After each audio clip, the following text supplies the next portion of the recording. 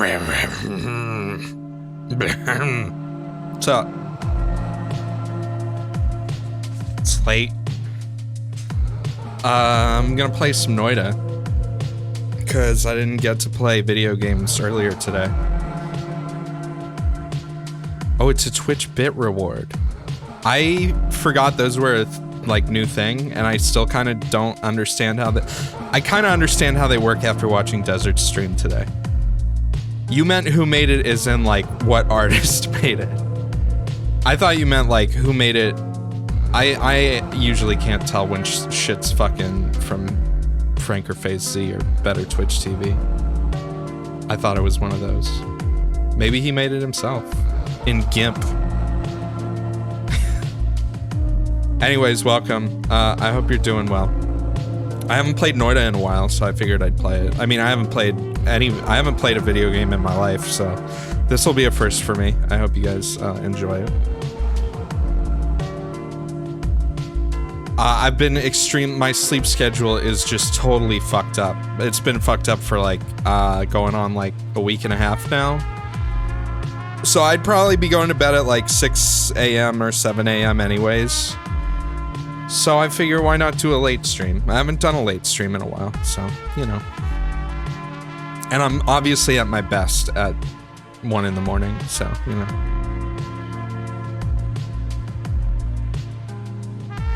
But Noita has had several updates, I think, since the last time I played it. I mean, it had the Nightmare update. Let's go take a look. It's in a book. Something just chirped in my room. Someone let like a rat in here?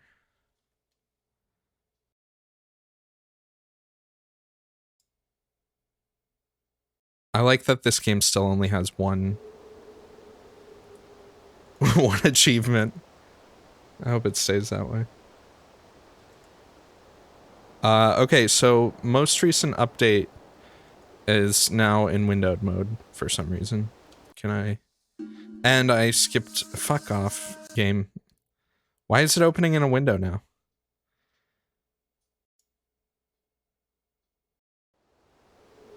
Well, I'll read the patch notes. All right. Come on, get on the screen.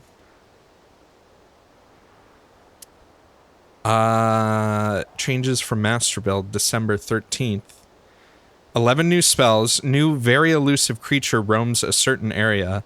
Weather phenomena. 4 new magical materials. No restart when entering Nightmare game via main menu. Downwards Bolt Bundle has unlimited uses. I don't even know what Downwards Bolt Bundle is. Various gameplay tweaks, whatever that means. That's a Nintendo patch note right there.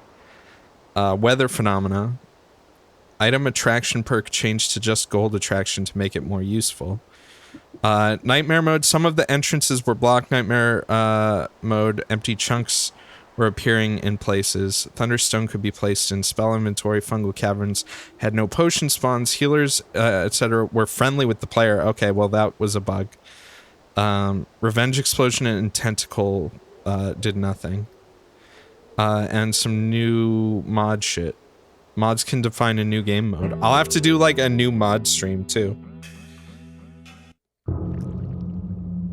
I'm getting like the intro cinematic again.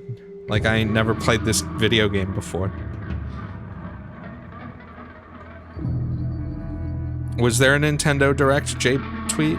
I don't really give that much of a shit about Nintendo. I'm gonna be honest. They make some really great games, but like I am the furthest thing you could. I wouldn't say the furthest thing from like a Nintendo fan or fanboy, because I do enjoy several of their games. I guess the furthest thing would be like a Nintendo hater, right?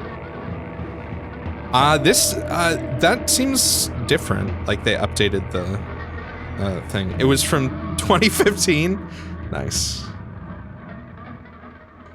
I'd really like to make this full screen right now. If I could do that game, that would be great.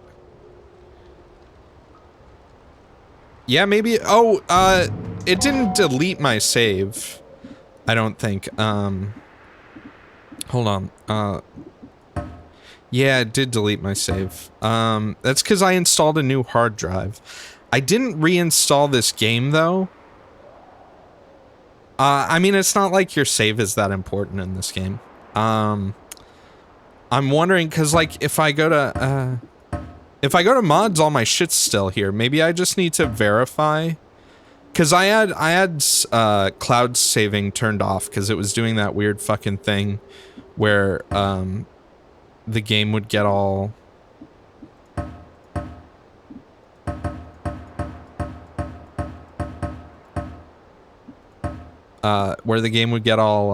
slow when it would quit out.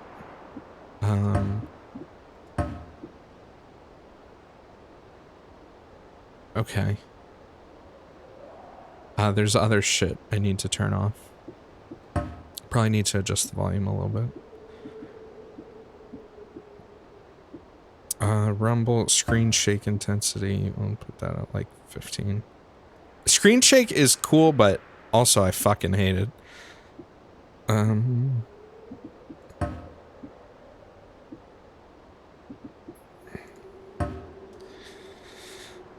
Alright. I can't think of anything that would actually matter except for my records and stuff like that. I could try really quickly just copying my save file over. Might as well, because that way your records yeah, they're recorded on stream, so it's really not that big of a deal.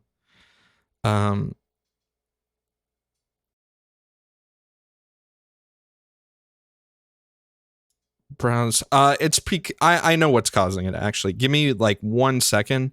So Noita doesn't save your game in the Steam folder. It saves it in users, your name, whatever that may be, app data. I think it's local low. NOLA Games Noita. Yeah, that's it. And then save 00, save rec, and save shared. So I'll copy those to my new hard drive's app data folder real quick. Paste. Replace files and destination. Play.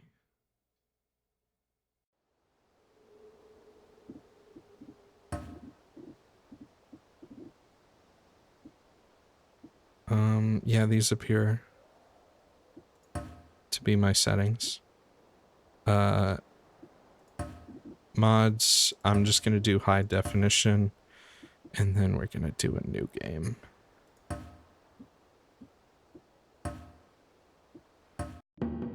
And then when I go in now, my progress should be there. It's just nice to have at the end when you know, when you win or lose to have it. Yeah, so this is all right now. Noita 2, where it's 3D, would be... I mean, there's that game, what the fuck is it called? I have it wishlisted, and it's on my following list. The game's, like, super fucking quiet.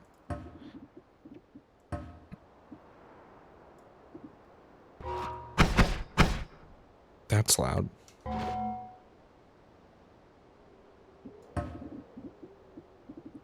I don't know why, but the audio sounds a little crusty to me.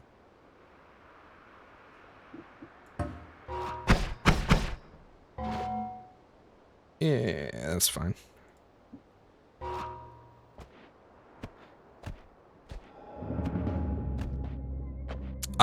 There's like a voxely game that is basically like 3D Noita. I think the guy who's making it, originally it was just like a cool engine, and he's making like a heist game out of it, like a thief simulator kind of game, I think. Which I think is a cool way of using a cool theme for a game like that, where you can literally destroy everything, and everything has like physics and shit like that. I'm gonna be honest, not a lot of interesting has been going on with me this week. My sleep is totally fucked. my energy levels, my power levels have been depleting for some reason. I don't know why. I'm not like sick or anything this week. I'm fine. I did take like my medication that makes me feel really shitty on Wednesday, and I actually feel better today than I did before Wednesday. Seasonal depression, that's the thing, is like I understand the seasonal depression thing because I lived in like New York where it got like dark and cold and shitty. Like Syracuse in the winter fucking sucked when I lived there. Syracuse isn't a bad place, but like just winter in a place like that fucking sucks. I'm in California. The coldest it's been, like it got down to maybe like 45 degrees one night or some shit like that. It's not like it gets dark and cold and terrible here. It's been raining recently, which is really nice because in Southern California, like last time it rained was probably 9 months ago or something like that. What's up, Lexi? Yeah, I don't really know what it is. So I mean, most of the week, honestly, like it's been a long time since I've been in a place in my life where I just want to like lay in bed and do nothing, but there have definitely been a couple of lay in bed and do nothing. Oh, fuck off. There have definitely been a couple of lay in bed and do nothing days this week, for sure. I caught up with, I haven't watched much TV either, so I caught up with a lot of shows and shit like that. Like I watched, Watchmen. I clicked out of the window. I watched Watchmen. I've been watching a lot of Always Sunny in Philadelphia too, because I didn't watch like the last 4 seasons of it. So that's been good. And oh, fuck this fire guy. Bro.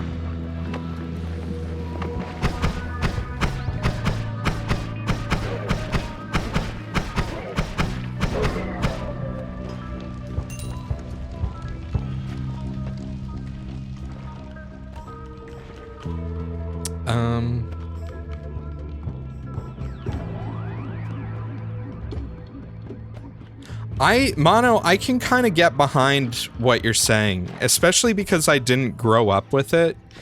There's a novelty to me, especially early winter, when like snow is first falling and it's getting dark. Like there's something really nice about going out in the middle of the night when no one's around and it just being like ooh, quiet, cold and quiet. But the thing is to me, like that kind of that novelty wears off a few months into winter. Like once it starts going from like nice and pretty snow to like bitter icy cold and just like dirty fucking salty snow piles on the side of the road, it loses its magic. For me, at least. I'm sure it's not that way for everyone.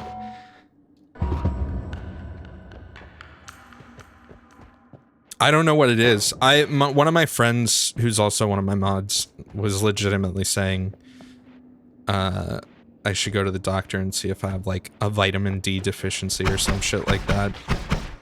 And I mean, I go to the doctor a lot, but it's usually for shit that I already know I have a problem with. So I don't know, maybe I have a new fucking problem. That would be cool.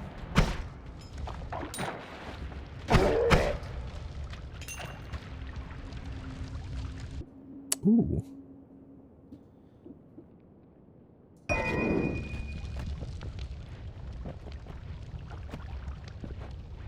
Yeah, lack of sunlight, that's the thing, is also, especially since it's been raining, I mean, I don't go out in the sun. I don't like the sun, even though I live in Southern California. So, I prefer when it's cold and rainy. So, I mean, I'm going out even less, probably. It was probably a waste, to be honest. Take the flask, though. Ooh. Sawblade's my old friend. I haven't seen you in a while.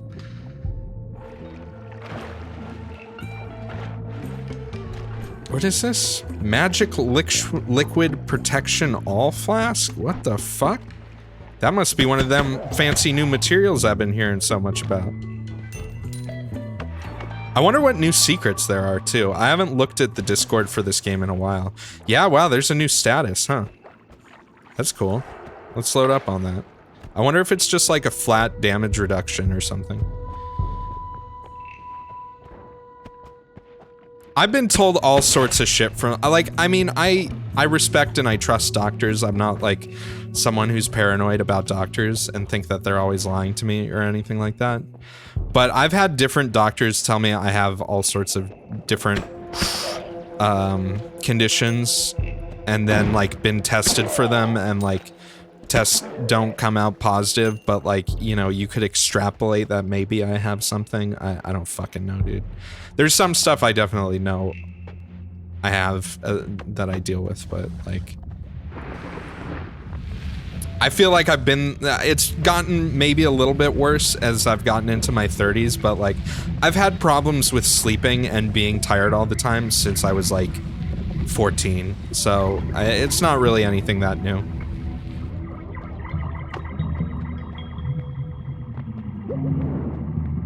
Yeah, I agree good doctors are few and far between. To an extent. It depends on what the problem is and what you need help with. Huh, is that new? Look, my meter depletes, so when you're in the air, your meter depletes. That seems normal, but if I'm walking, is it just when I'm walking? No, okay, it was because I was like stuck hanging in air. I thought they changed how your stamina regens.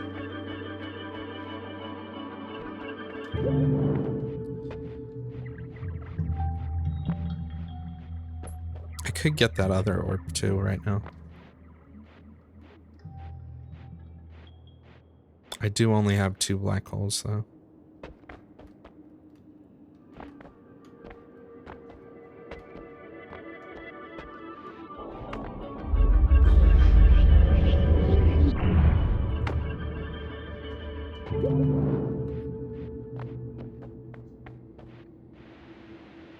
You're trying to decide if you should start Black Mesa. I want to start Black Mesa at some point. I've never played it. Half-Life was a big game for me when I was younger. Same with Half-Life 2. Half-Life 2 came out at a weird time though. I ended up having to like play it late. I played some of the like... Why does it look like my rock is gone? Did they change how rock and lava work? No. I'm imagining things. I remember like one of the last things I played before I got sent to Crazy Kid School was the leaked like Doom 3 alpha, and it ran at like 3 frames per second on my computer and then would crash. It was sick.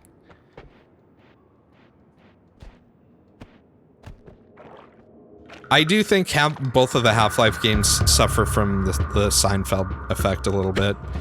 Because, like, things that they did that were super original back in the day are so commonplace now that they seem kind of unoriginal.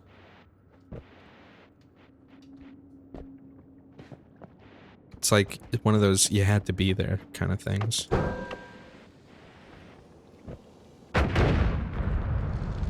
What's up, fuckers? Uh-oh.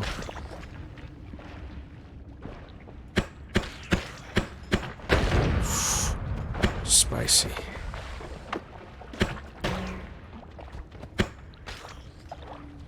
Man, remember when I played Nightmare Mode that one time? That was fucking awful. Ooh, here comes death. Oh, yeah. Alright, I'm not gonna go for the extra... I was gonna go for the extra health on the other side of the map, but I'm not gonna do that now. What's on this?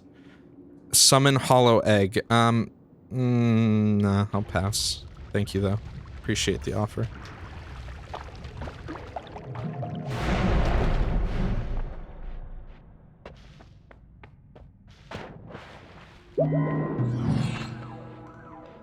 Ooh, another black hole, huh?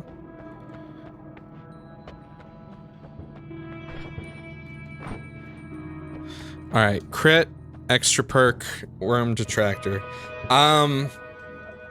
Extra perk sounds nice, but crit is a little too tempting. I don't know about extra perk. I mean, yeah, as a first perk, it is usually worth taking. My damage isn't like terrible right now, but it's all based on fucking saw blades. Play more safe. It's been a while. I'm the best at this game. I don't know what you're talking about. #1 Noida streamer. Great Sphinx. Let's see. 210, 52, 250. What is this? This is... Don't really need the bomb wand. John Kush 0 is the best at this game? Fuck, dude. I'm sorry, I renounced my title to you.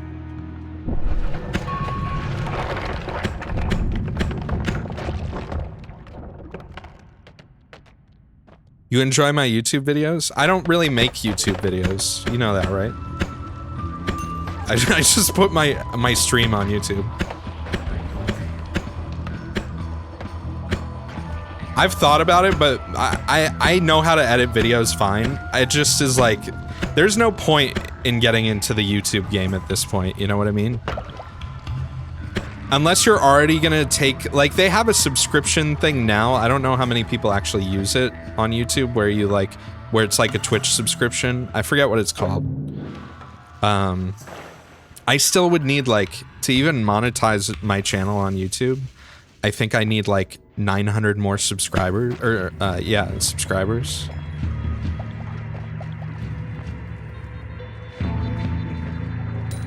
I think if I, there was a point in time where probably if I had been doing different shit in my life about 7 or 8 years ago, I probably would have hopped onto the YouTube game.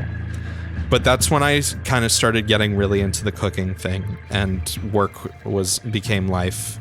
And so the very little free time I had was just like, I want to play video game. I don't want to, you know, I don't want to spend time making videos and editing and all that shit.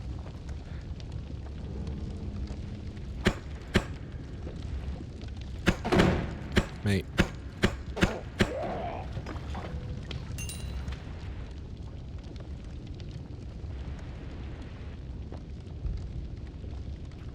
Yeah, the only way you can make money on YouTube now is pretty much if you have sponsorships, a combination of sponsorships and something like Patreon, or you also stream on Twitch or Mixer and you have income from subscribers there and stuff like that.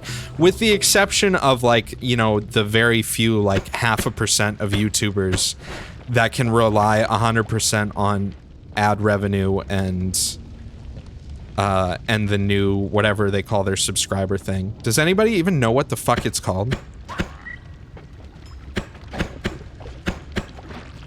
Honestly, I didn't like Twitch for a long time either. I still used it to watch. I watched Vinny for, I think, like 2 years on Twitch before I even made a Twitch account.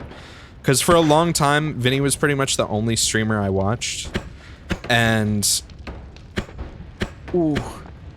And usually I'd just watch him on my TV with no chat or anything like that. It was just my laptop plugged into the TV.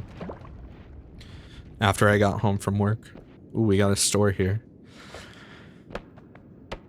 Yeah, you could be a copyright troll. That's a way to make money on YouTube, I guess. Piercing shot. That's new. And critical plus. I'd like these. That's expensive, though.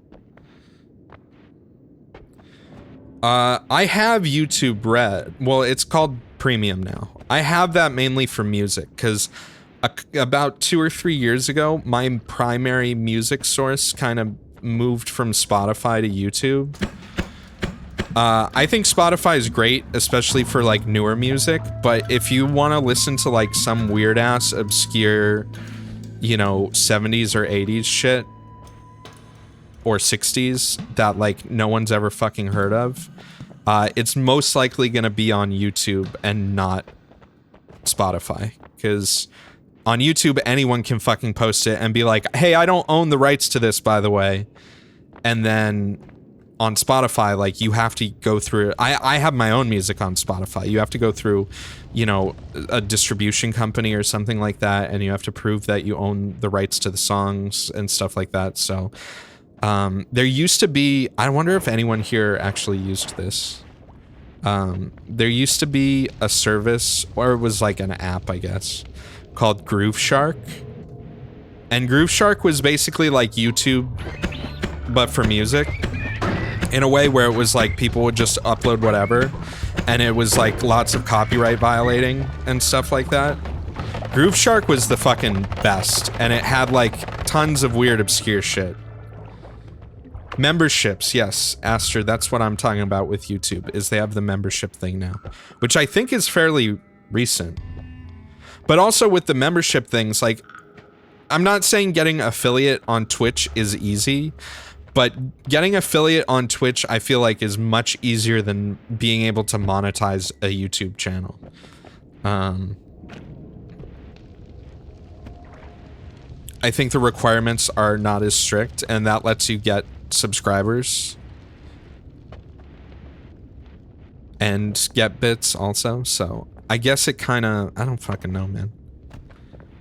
It feels like YouTube, unless you're like a large company or corporation or a well-established entertainer, YouTube is not an easy place to make a living at all.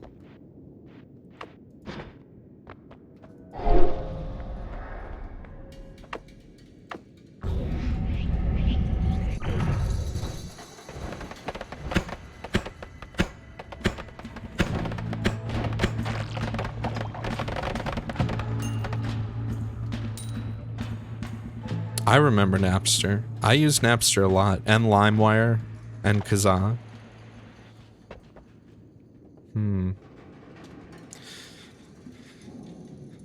I mean, it's cool because it's no shuffle. 3 spells per cast. I mean, wouldn't be bad to take this. Because I don't really need bombs right now.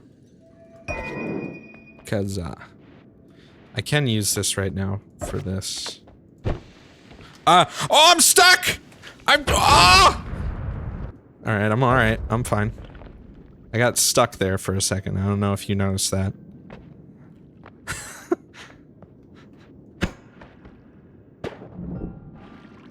What the fuck is this? Ow. Take that. This is another no shuffle. Real shit mana. What is this? Increased duration. That's new. Increases duration of the projectile. Huh. Like, I wonder by how much. Let me see.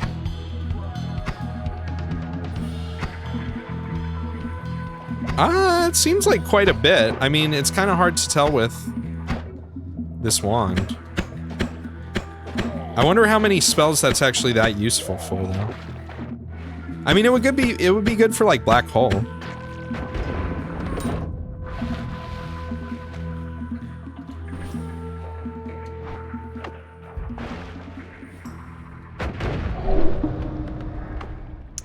Now here's the question, do I want to ditch All-Seeing Eye to take this?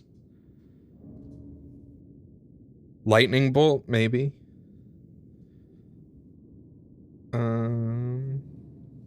I wonder how much it actually increases it, though.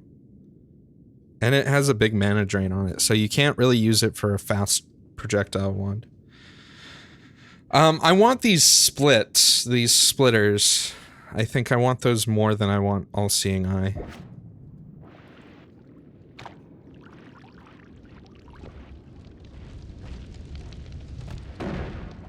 Gold.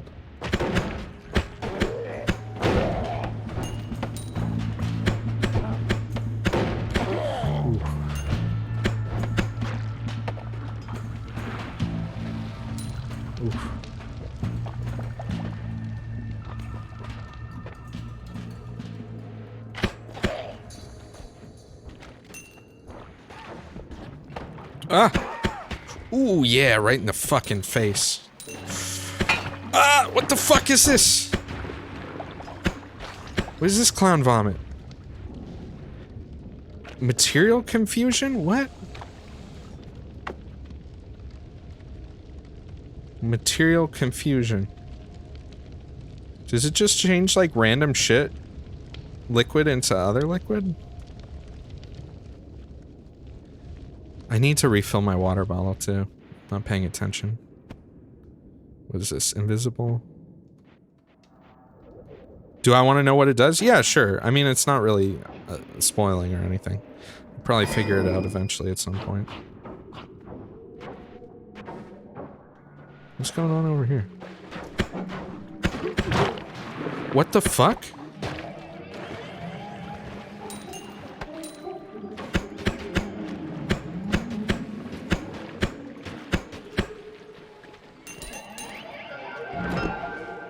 Ooh, that's a fancy looking wand. Yeah. Yeah, boy. I'll take that. I will definitely take that. Let's ditch this shit for this. I think we can go to the exit. It reverses your controls and confuses enemies. Okay, that makes sense.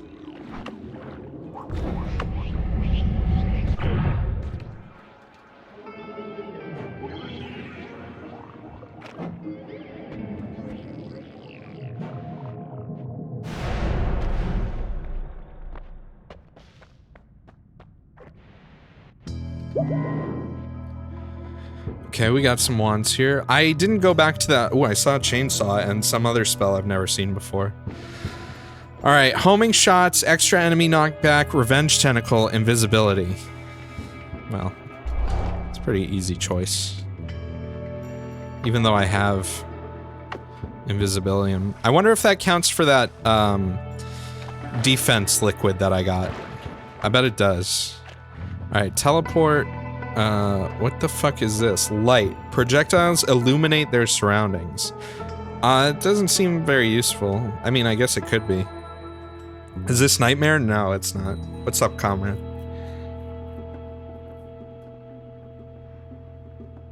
I need to move my chatty thing. Hold on. Okay, I'd be wanting that chainsaw.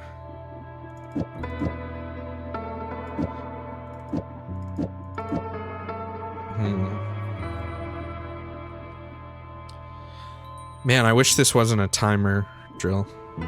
Triplicate bolt. I mean, this is a good little stockpile of spells to get.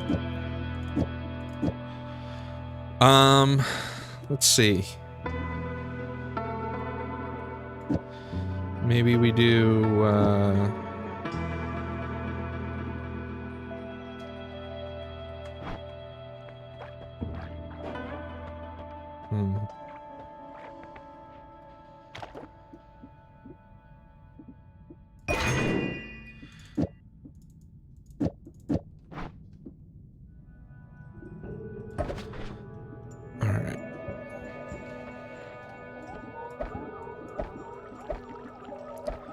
First off, I want to see what Black Hole looks like. This doesn't even have enough fucking mana to cast Black Hole. What a goddamn waste. Alright, I wonder what it would do with the drill. Whoa.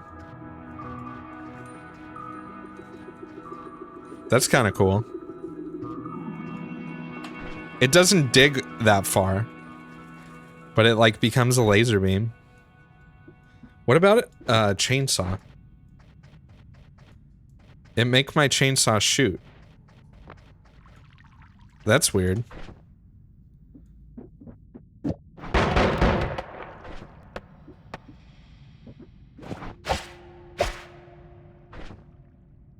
Huh. If only this had more mana. I mean, this might still be potentially very strong.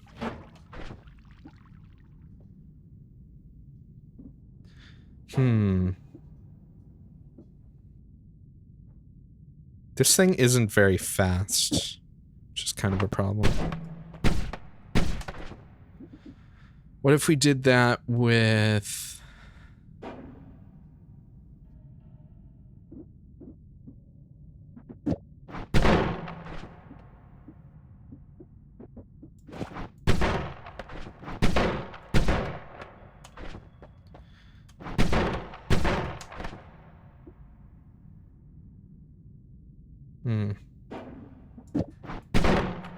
I would need to, I need to buy this. I'll take a few of these bombs just for shits and giggles.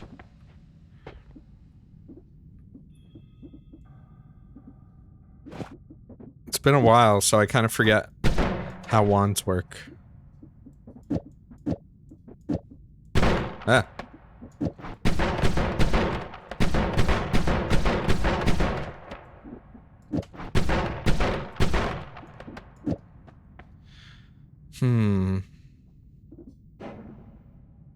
I don't have that much else that's like strong spell-wise. Nor do I think I really need anything that much stronger.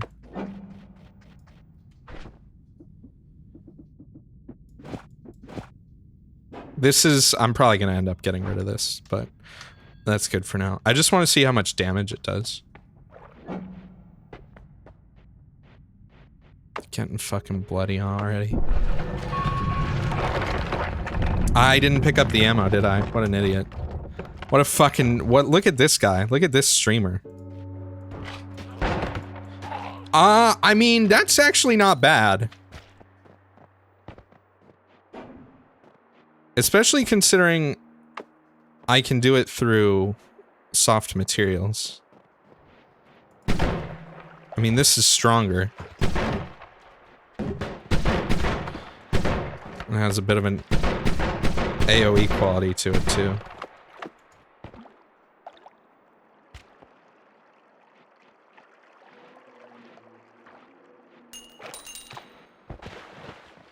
Is it just me, or did they add, like, some level of bloom to some of the, liquids and materials? It feels like there's bloom that wasn't there before. It does drain mana pretty quick, though.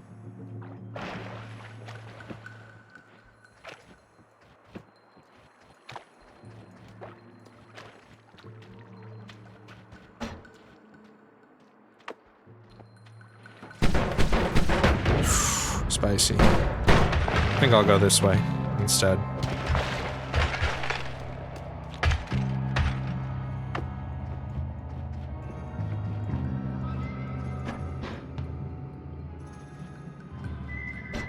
Yeah, this is cheap as shit. Thank you. Easy. It, like, makes no sound, too. Silent but deadly. I can kind of dig with it. I do have black hole for digging, too, but... Begone, pixels. Yeah, I agree. Those guys are equally as scummy.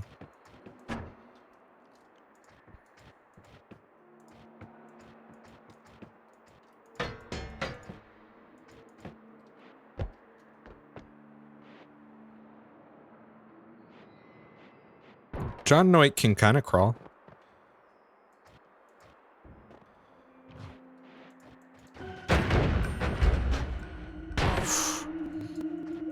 Two can play at that game.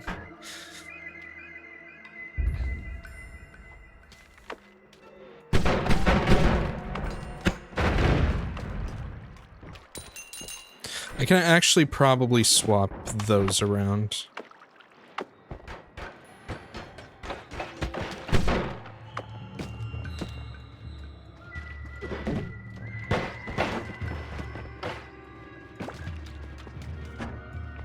I can't see how much... Ooh, ow.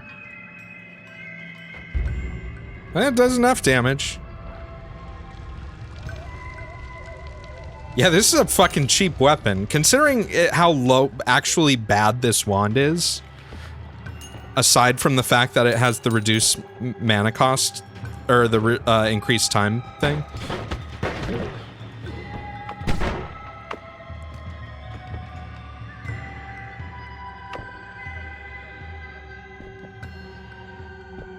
Hmm.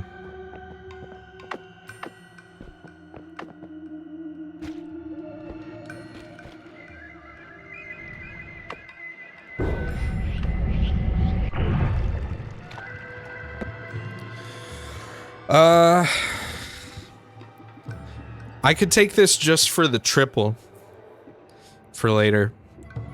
Probably a good idea.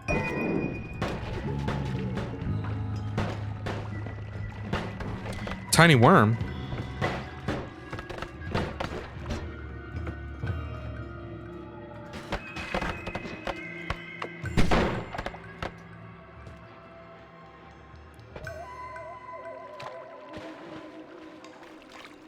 The most OP reduced... I know there's a reduced mana cost spell now. For a while, it was only in a mod because it was like cut originally.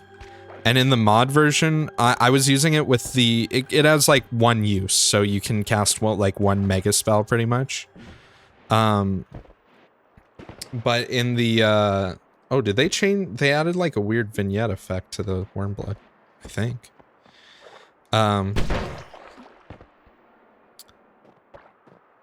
I had the infinite mod on, which makes randomly spawns like infinite versions of limited spells, and I found an infinite mana stone thing, or whatever it's called. That was some cheap shit. Those were some fun ass wands though. I don't think that was on stream. I think that was just when I was playing by myself.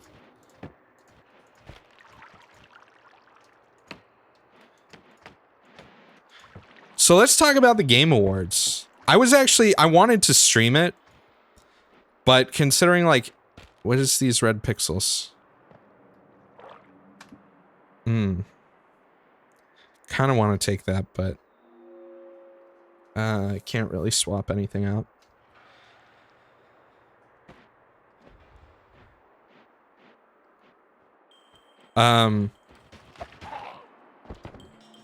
You know, I just decided to watch other people stream it. I think, so first off, let's get the first thing out of the way.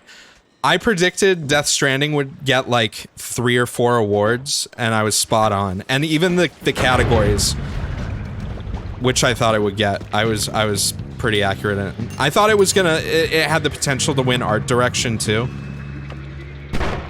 I haven't played Control though. I've seen what it looks like, and Control has a very like brutalist art style, which I guess is kind of novel. Ooh, mama.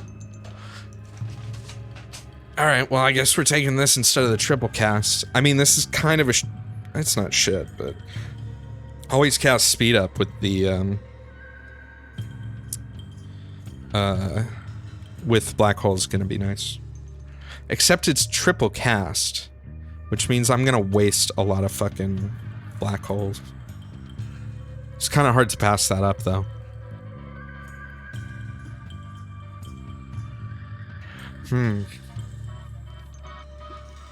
Yeah, that's worth taking.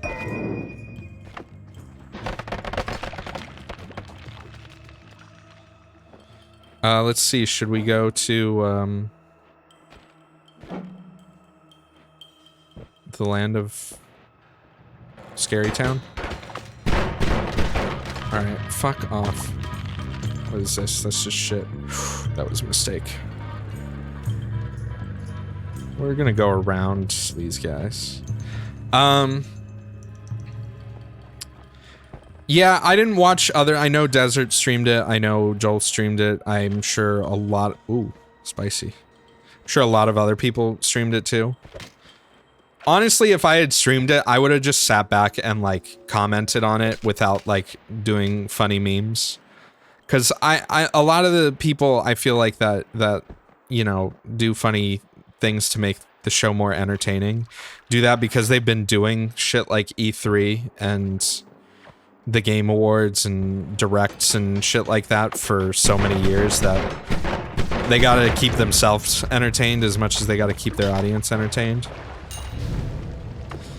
Oh,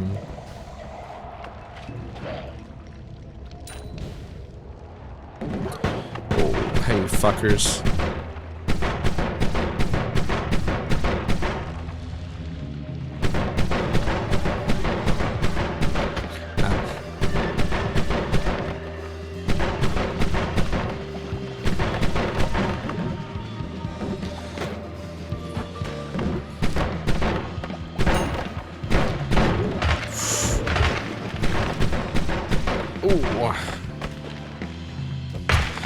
There were a lot of games that like either won or got nominated for awards that I never played.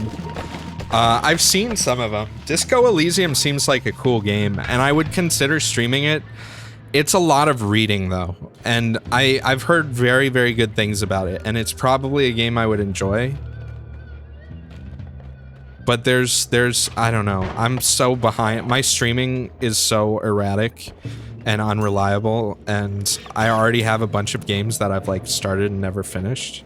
Can we get to the substance of the topic? The best part was the Muppets. That's pretty much all I have to say. My game of the... Oh yeah, Sekiro 1, which was my game of the year for sure. I think that was by far the most deserving game, especially within the context of an award, like a game award. Like, out of all those games, Sekiro was the only one that really did something like on a technical scale for a video game that was like a huge step in. Fuck! I got stuck on a piece of ice.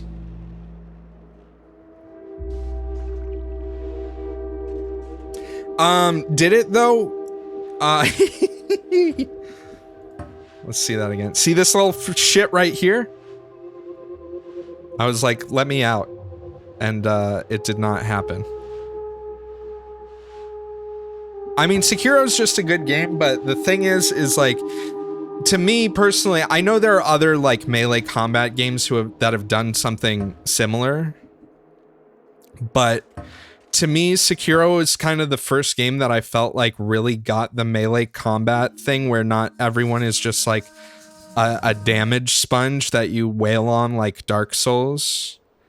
The only mod I have on is HD com. Don't give me shit. And I'm rusty. I haven't played in a while. I think compared to a lot of other stuff, in terms of like the melee combat genre, it was just such a refinement that did everything so right. And on top of that, it had a great atmosphere, it had a great world, had great enemy design. The fact that you could play through the entire game with one weapon and it stayed interesting and fun was the thing that I think made it so deserving of getting Game of the Year. Granted, I didn't play I don't even know how Outer Worlds got nominated for shit. I know there are people here that like it. I'm not trying to bash you or anything like that, but it seriously just looks like a Fallout 4 mod.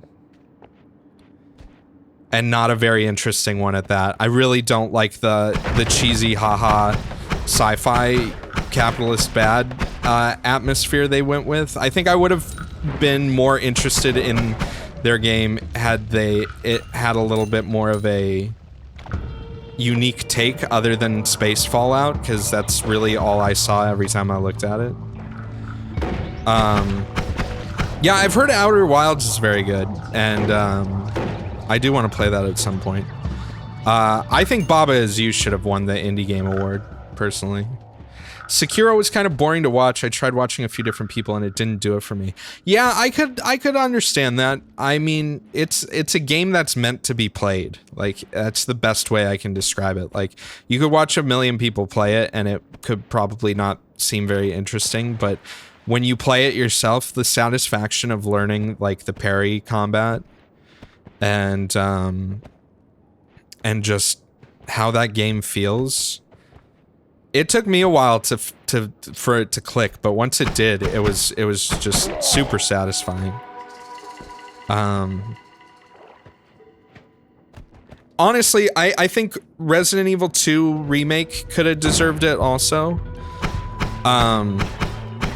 But also, I have a weird thing with the idea of the Game of the Year being a remake of like a 20-year-old game that, in all honesty, doesn't change that much. I mean, it changes stuff and it looks fantastic and it's amazingly made, but it's also just like at its core, it's another third-person action game. And yes, it's like one of the best looking ones and has amazing performances and stuff like that. And it gets the atmosphere perfect, but yeah, it's Resident Evil 2 again. You know, So having that be Game of the Year, I think what's going to end up happening is probably not next year at the Game Awards, but I'm guessing like 2 years from now, we're going to have a Best Remake or Remaster award. And shit like that's going to be all over it. Because I don't see the remaster remake thing going away anytime soon. Which, I mean, it doesn't necessarily need to. Especially when you get games that are as good as Resident Evil 2.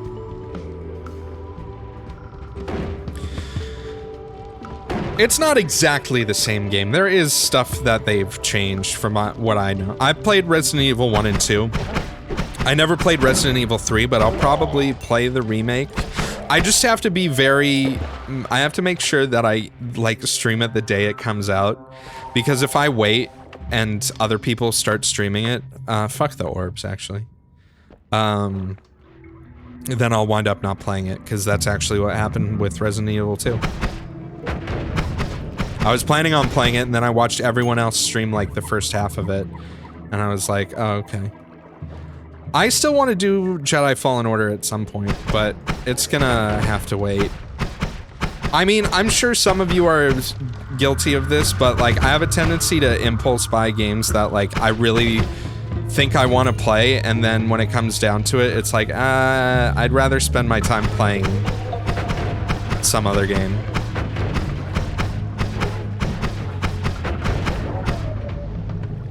Which is probably bad of me to do, especially when there are people that, you know, can only afford to buy like one game a month or something like that. More than Jedi Fallen Order, I want to play the fucking ladder custom map for Jedi Outcast.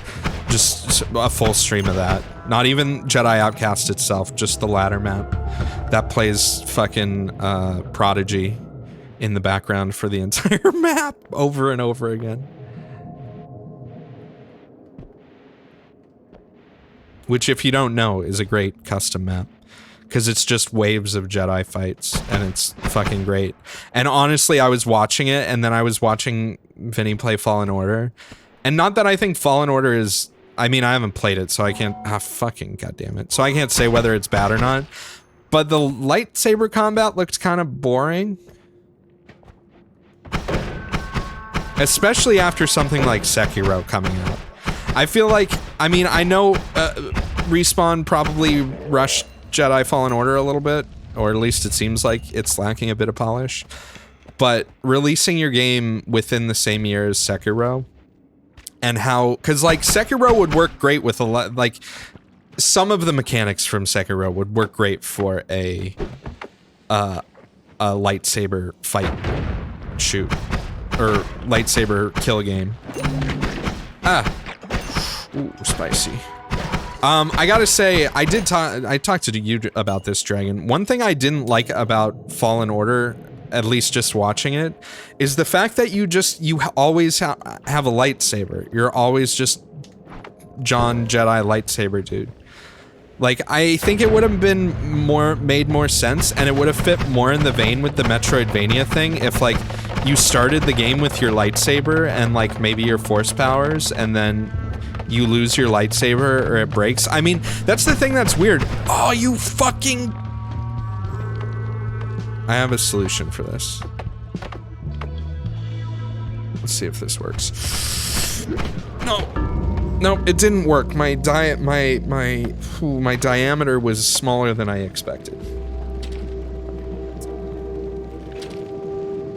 It's kind of a Metroidvania, just not a very good one. It's a Metroidvania the same way the new God of War game. That's what I was trying to do, by the way, freeze them.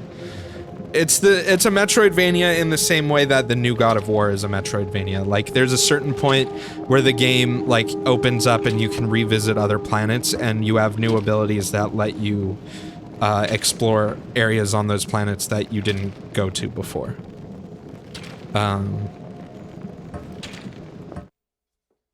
So, in that sense, though, especially with how many, like, bullshit, dumb seeming enemies they throw at you in Fallen Order, like just generic stormtroopers and rocket launcher guy and guy with a sparkly club, whatever those guys are called. It seems like they really underutilized the whole, like, the only thing you have is the lightsaber. But I didn't play it, so maybe it actually plays way better than it looks like it plays, because it looks like it plays kind of like a crunch fest, where you just kind of wail on the button. I don't know, for people who played it and also played something like, say, God of War 4, New God of War, which I feel like kind of has the same thing with like a single weapon and then you unlock upgrades and stuff like that. I mean, New God of War was super polished though. Yeah, fights against other lightsaber users felt like real lightsaber battles. That's the thing, is like, if you're going to design your game, if you say ahead of time, okay, the player is only ever going to have a lightsaber, then kind of maybe you should design your game around that, instead of like, hey, let's put an area where it's just like lots of people, where you just have to tap the parry button to reflect stormtrooper bullets. And it's like repeated ad nauseum. It seemed like the enemy variety wasn't very interesting either. I have no problem with like stormtroopers and shock troopers and like stuff like that, but it seemed like it got more interesting later in the game. But it was also seemed like that was for a shorter period of the game.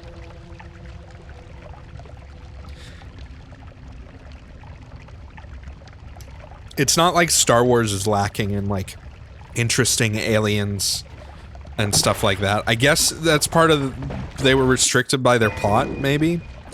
That's the other thing, is the plot in that game was it was very tight, which isn't a bad thing, but I was kind of expecting there to be like a certain point where the plot kind of diverges and the game gets a little more open-ended, and it's like, oh, you go into these like weird alien planets and you're fighting some weird alien things or stuff like that. But it was always pretty consistent, like you were always doing the one fucking thing. Which I you know, that's both can be a pro and a con for a game if it's real tight with its plot. I guess it really depends. Empire has so many options. Well, people only know Stormtrooper. Stormtrooper good. Also, speaking of Stormtrooper good, I was reading a fucking on the internet of all places. Can you imagine reading anything on the internet? People were talking about The Mandalorian. There was like some article that was saying how it was about nothing. And I was surprised by how many like people, it seemed like it was like the really diehard Star Wars fans. There were like two groups of people I saw that really seemed to hate The Mandalorian. People who got, well, actually, let's see. No, maybe three groups. There's a group of people who got in their mind that from like the trailers, which I can understand, like the teaser trailer, that it was going to be like a really dark, violent Star Wars show, and like super serious in tone. And there are people that are disappointed by that, which I can kind of understand, because if you do watch the original reveal trailer, I wouldn't say it feels like a bait and switch, but it feels different than what the actual show is. But at the same time, the show, like they said beforehand, like, yeah, it's basically a Western in Star Wars. Like, you know, that wasn't really that much of a mystery. The other big group of people that really seem to not like the show are people who don't like the more episodic structure, which I love. Personally, when they started doing that, I was actually like, wow, that's fantastic that they're doing this. I saw a lot of people that were like, it's not the fucking 90s anymore. You know, we don't want TV shows like this. Which I find strange, because I personally love that format. Especially, I mean, Star Trek's probably my favorite TV show ever. And just the way that Star Trek was able to use both aspects, both persistent storylines and, you know, standalone episodes. I think can give a show a lot of longevity. Because it's real easy to burn out on a show that's like every thread is connected, every episode 1 through a billion or whatever. Like I've been watching Watchmen, and like actually the new Watchmen episode, I could probably watch it right now, is the final episode of the season, and Damon Lindelof said he's not planning on doing a second season because season 1 is its own story, and if someone else wants to do a season 2, they can come up with it or whatever. And at this point with that show, there's so much shit going on, I have no idea how they're gonna wrap it up in one in a satisfying way in one episode. And The Mandalorian, apparently, I don't fault people for this, apparently the season is only 8 episodes long, and this was like episode 6. So that leaves 2 episodes to finish the season, so like, does that mean like Baby Yoda is going to be like resolved? Is that the whole plot mechanic for season 1 is, you know, or is it just gonna kind of end with a little bit of a whimper, and it'll be like, yeah, tune in next year. They're already making season 2. They were already very happy before it even came out. They were very happy with how season 1 came out, which I don't blame them. I think it's fantastic. And then there are other people who, the other camp is like these diehard Star Wars fans that don't like it because either they think it looks really bad, like the effects and this like the setting. And like, I think they wanted like super epic, like crazy bounty hunter shit. And that was like the only thing they were expecting. I'm not really sure. What is this? That's safer than Saws. Oh, but the Saw one's good. I don't know. And I saw a lot of people that were criticizing the writing and character development. This is my personal, ooh, you fuck, ooh, a frog. I need this, though. I love that it has, like, super minimalist writing. I think it's perfect for the setting.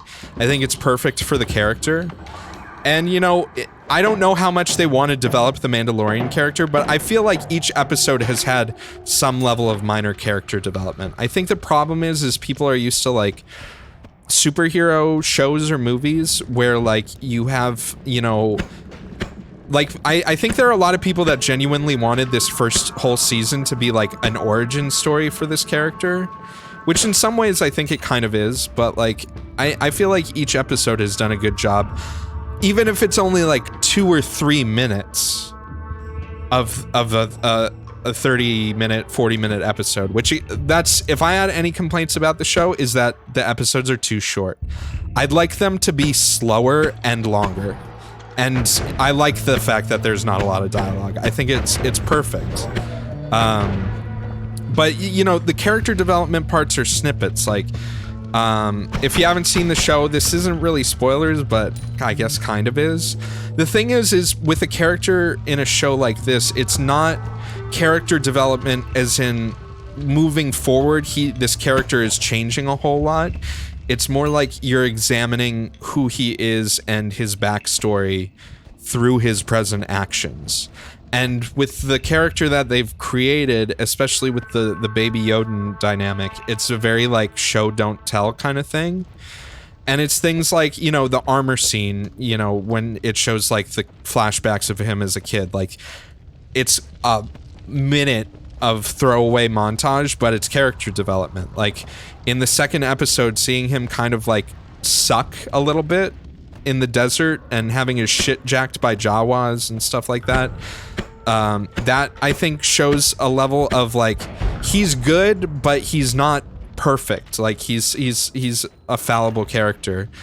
And then all the stuff with Baby Yoda, You know, that's the I guess the contemporary, like what's happening right now kind of character development, is that, you know, he's kind of said too that the Mandalorians took him in. He's not like actually a Mandalorian in the sense like he's part of the Order, but he's not, I guess, part of their race. I don't know. See, that's the other thing, is I'm not a big Star Wars fan. I don't know all the extended universe shit, because I know there are people that are like, oh, this doesn't make sense because of this extended universe thing or this extended universe thing, and it's like, I mean, who cares? Also, I just feel like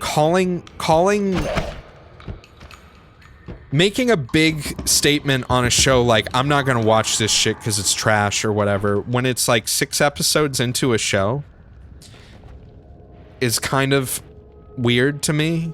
Especially because, like, Star Trek, a lot of the Star Trek shows, the first season is the worst season, and Star Trek had like 26 episode seasons, right? Imagine giving up on Star Trek TNG 6 episodes in because you were like, oh, there's not enough character development. Like, I don't know. I guess it's not a show that would appeal to everyone, but like, as a non-Star Wars fan, but just, you know, a fan of interesting things in general, I think it's a really well done show. And I appreciate a lot of the things that it's doing, which I wouldn't say are original. You know, the Western thing and the like slower pace, less dialogue, and 90s style storytelling in episodes. None of those are really original, but like they're kind of a welcome breath of fresh air in a lot of ways.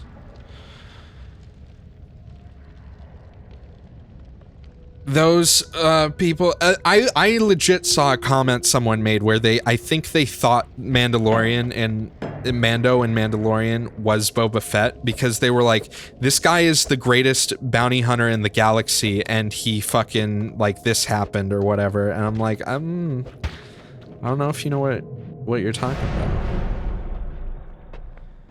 That's, yeah, Lexi, I'd say that's another cool thing about the show, is like, you kind of don't need to know anything about Star Wars to kind of get something out of the show, in my opinion. Like, there is a lot of fan service stuff and a lot of like subtle things, subtle nods, if you will.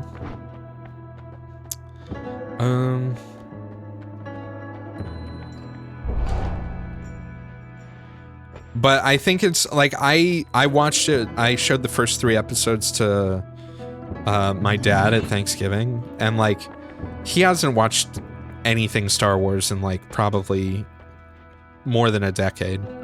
He probably doesn't remember. I think he saw Force Awakens, but I don't think he remembers anything about it. I didn't edit any of my ones because I was busy talking like a fucking dumbass. You reap what you sow. But as a whole, I'd say like, and lots of people have said this online before, like Red Letter Media and other people, like, Star Wars is this huge universe that has so much potential for originality, but people have a tendency to only focus on the things that we've only ever seen, like X-Wings, TIE Fighters, AT-STs, like all that meme shit. And Mandalorian kind of feels like it has all that stuff, but it also feels like it's finally doing something a little more original with the setting. Yeah, I agree. The New Republic ship was cool in the most recent episode. Also, the droids, and if you noticed the guy, his uniform was like kind of a weird cross between both the like Imperial and Republic uniforms. But maybe that was already an existing thing. Again, I'm not a huge Star Wars lore person. I know, Dragon, you know a lot about it. But it's definitely worth a watch. I wouldn't say it's worth getting Disney Plus for, I'll be real with you there. I mean, you know, watch it in whatever way pleases you, but that's just because of how I feel about streaming services and Disney. But it does feel like finally someone's doing something right with Star Wars.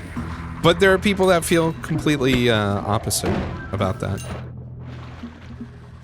shows are such a controversial thing nowadays. Like, people have a real hard time. Everything's controversial nowadays. People have a real hard time just enjoying stuff. I was watching a video about the Call of Duty Battle Pass, where a dude did an analysis. He's a pretty big Call of Duty YouTuber, I think.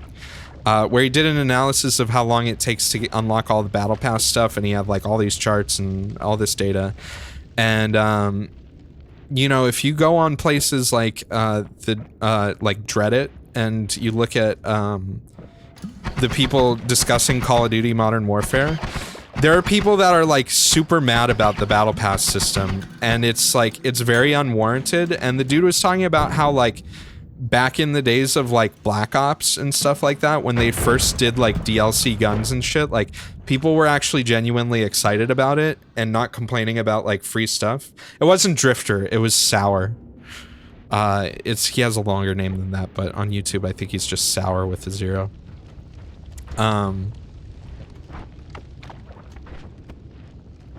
And yeah, I feel like everything, I wouldn't say, I mean, I'm guilty of it too. I complain about plenty of shit on stream, right? What is that? You took my wand. Don't shoot that at me. What was on it? Rocks. Not a very good wand either.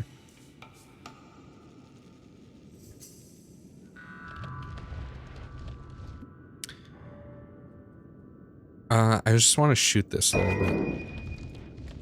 Look at them rocks go. Alright, I got my rocks off. I don't know, you know, that's just... I don't know if things have changed or not. It's really hard for me to gauge. Because honestly, I don't really engage in fandom stuff that much. Because I know everyone has different opinions on stuff. And I wonder how much of it is also like media influence and social media influence, because, you know, outrage sells more than not or whatever.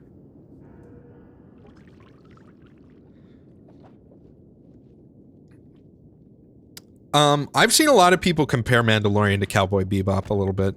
And is Cowboy Bebop really one season? I mean, I know it's like only 27 or 28 episodes and then the movie, but that wasn't all one season, right? I would say Cowboy Bebop's, at least at this point, still a better show than Mandalorian is. I mean, they're very similar in a lot of ways, but, you know, different enough that I would say that.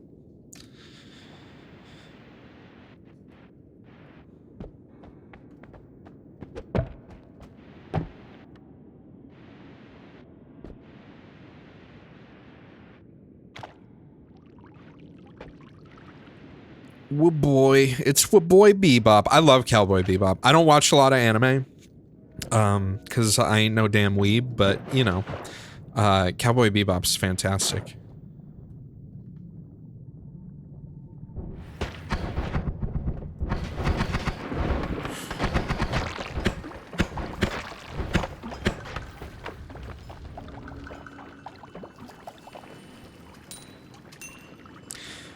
Bacchanal. That sounds like bacalao, which is like a salted fish thing. Bacalao. I think it's bacalao is Spanish. A type of Spanish salted fish.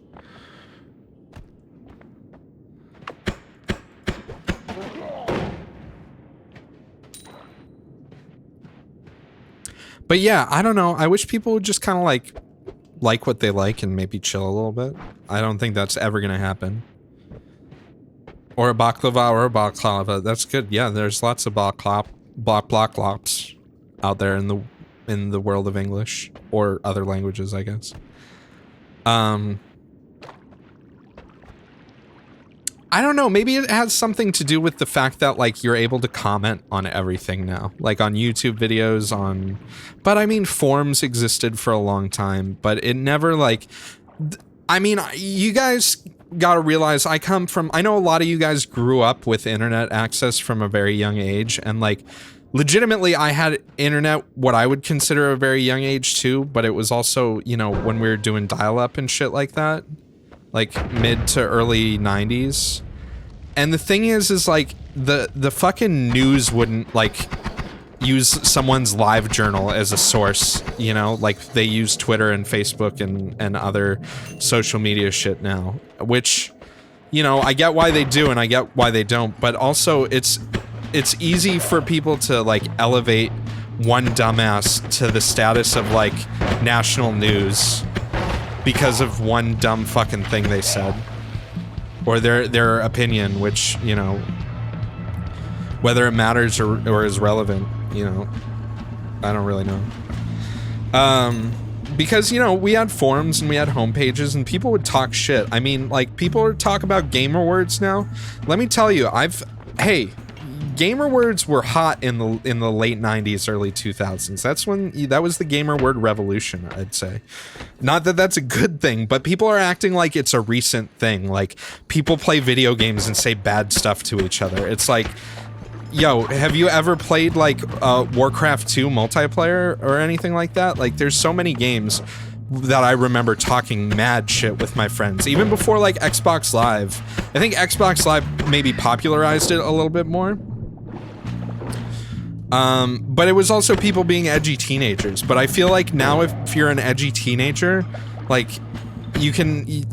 some dumb shit you say might be taken seriously by like an actual politician or like some mainstream media, or like it gets blown up and magnified to like the most ridiculous proportion.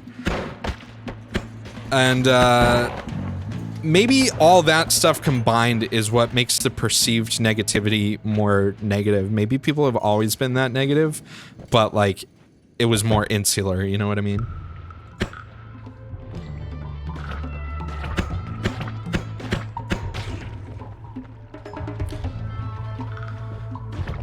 People haven't heated gamer moments, you know, since the 80s, right? You're playing your Donkey Kongs, you're playing your Pac-Mans. Sometimes you know, things go off the rails. I'm not really talking about the cancel stuff. I'm talking more about just like people. I don't know if I'd even call it a sense of entitlement. I mean, people are more than welcome to say whatever the fuck they want. I just think people take it way too seriously these days.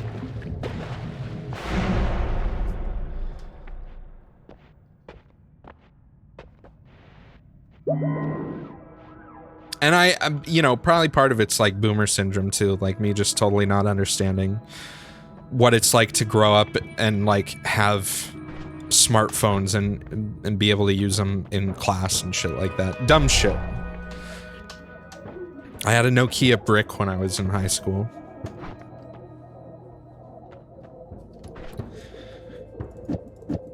Let's see what we can make.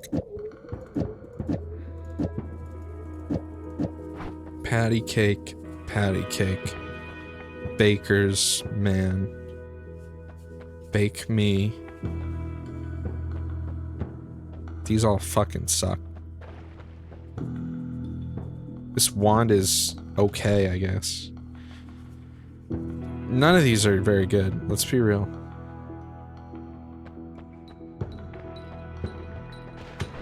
I probably shouldn't even bother, to be honest. What's my fastest wand right now?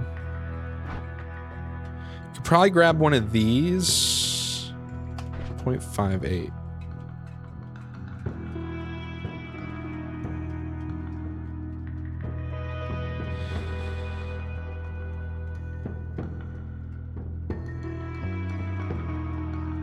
Yeah, T-Man, I feel like it was worse in the mid-2000s. Like, some of the shit... Both...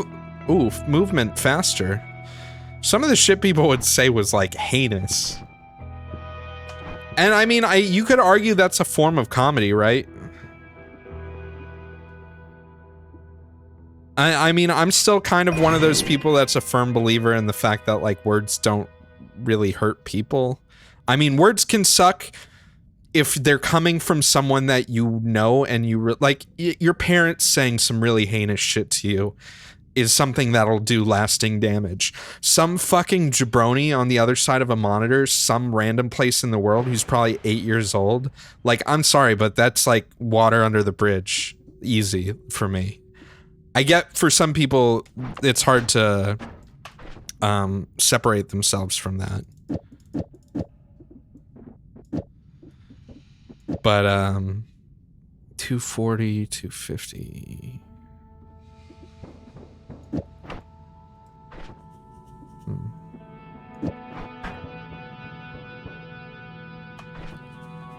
Yeah, little Jimmy can call me a hoe all he wants, as long as he knows his fucking mom's a hoe. Anyways. Well, that's pretty nice. Yeah,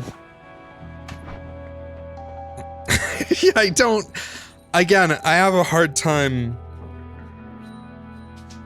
with a lot of things. And you could... I bet one of you in chat, or many of you, or whoever's watching this 1,000 years into the future, you know, when I'm leader of the free universe, you know, you might think I'm a dumbass or something for whatever reason, and that's fine. I'm not claiming to be like the end-all be-all source of knowledge.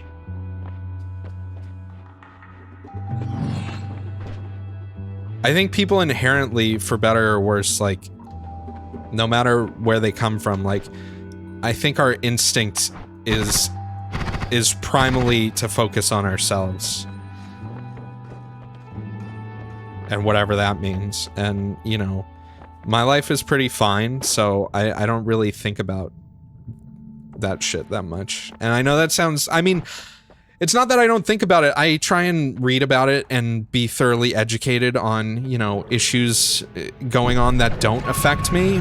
But at the same time, there's only so much of a shit I can give about something, you know, halfway across the world that'll never really come to bear on me, which a lot of people would say that's a very narrow mindset, and they'd be right, to be totally honest. But I don't think there's any problem with living your life that way. I think in some ways that probably makes you a happier person, you know, to focus on your life and your pursuit of happiness and let other people figure out their own way through the mess. I don't know. I'm not even a silly video game man. I'm just a old sleepy video game man. Oh, fuck, get fucked, bro.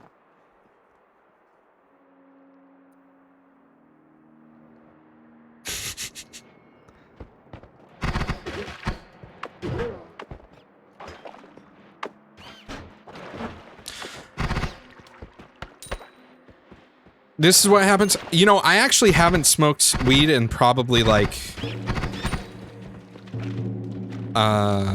it's probably been like 5 or 6 days. Part of the reason for that was because, you know, I wanted to do a little bit of a reset and I thought it might help with my sleeping. It hasn't helped at all. I think I'm pretty much out of weed right now. I probably have like a vape pen or something like that.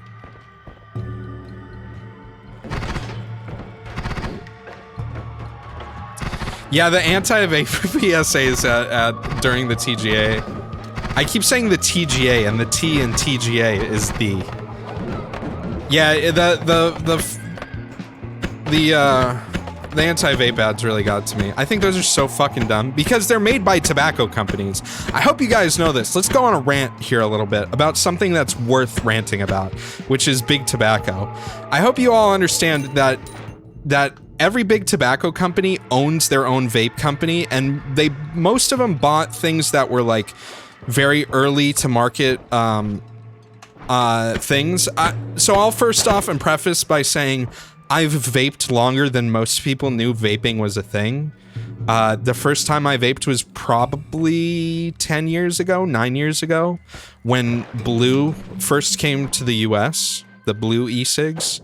And I got one of those and I was like, this is cool, but it's also shit. So I got into the flashlight modding.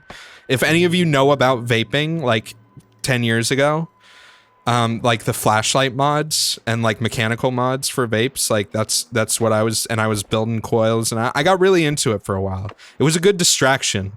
Considering I was smoking a pack a day before that.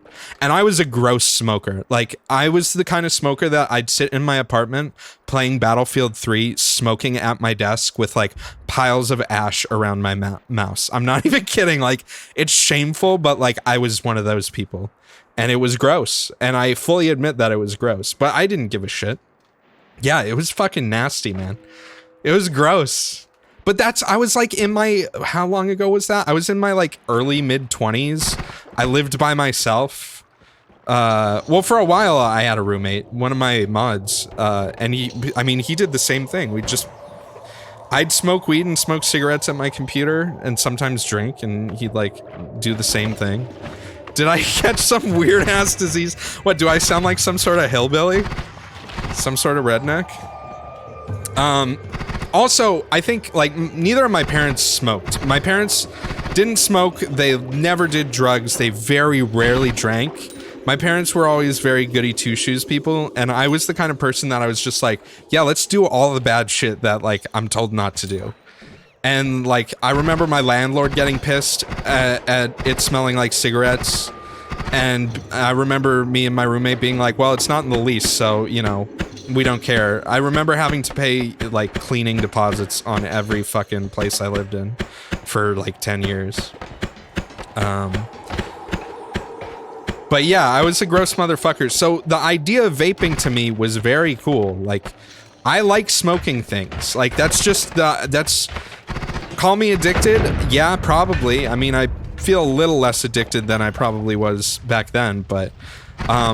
blowing smoke out of your face hole is cool, man. I don't care if people tell you it's a peer pressure thing or like it's a manipulative thing. I think it looks cool and it feels cool and I enjoy it. You can judge me as much as you want.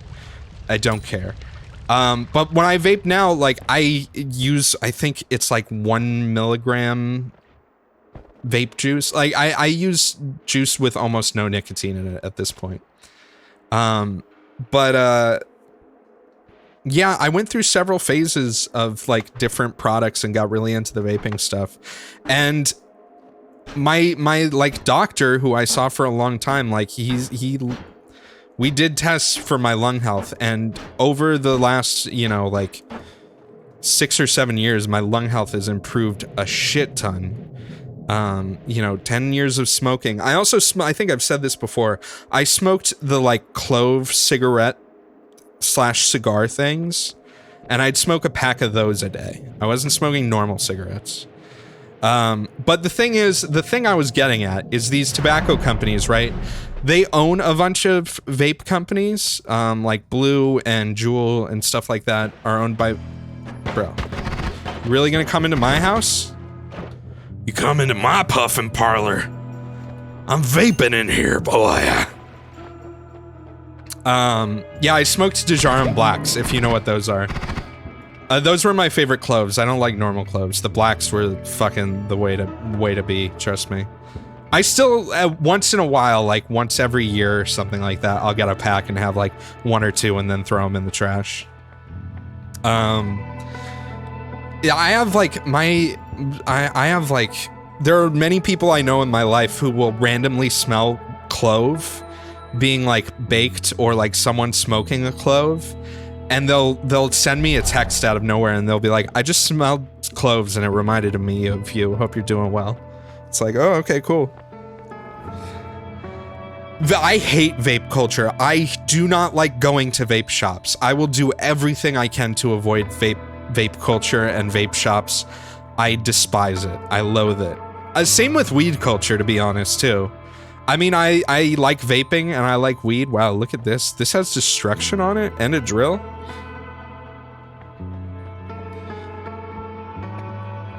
I sound like a hipster. I'm whatever. I'm a hipster of hipsters. You know, I'm whatever comes before the hipster. And then like once I've done the deed and I've you know, soiled my interest, then I pass it off to the hipsters. So hipster, is it just like a recurrent thing, like oh, Eldritch Portal, that's not destruction.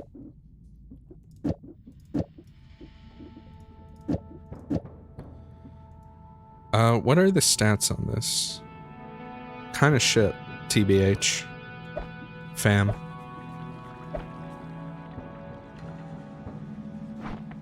Vaping to me was a hobby. Like, smoking was never a hobby, it was a vice, but like, around the time period I got into vaping, it was something that I would legitimately say was something that I treated like a hobby.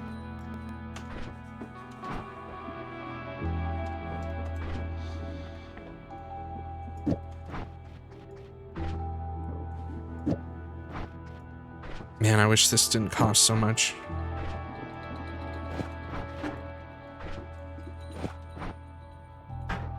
Yeah, that's not good on this.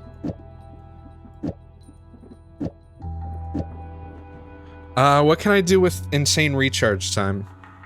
I'm lacking on spells, too.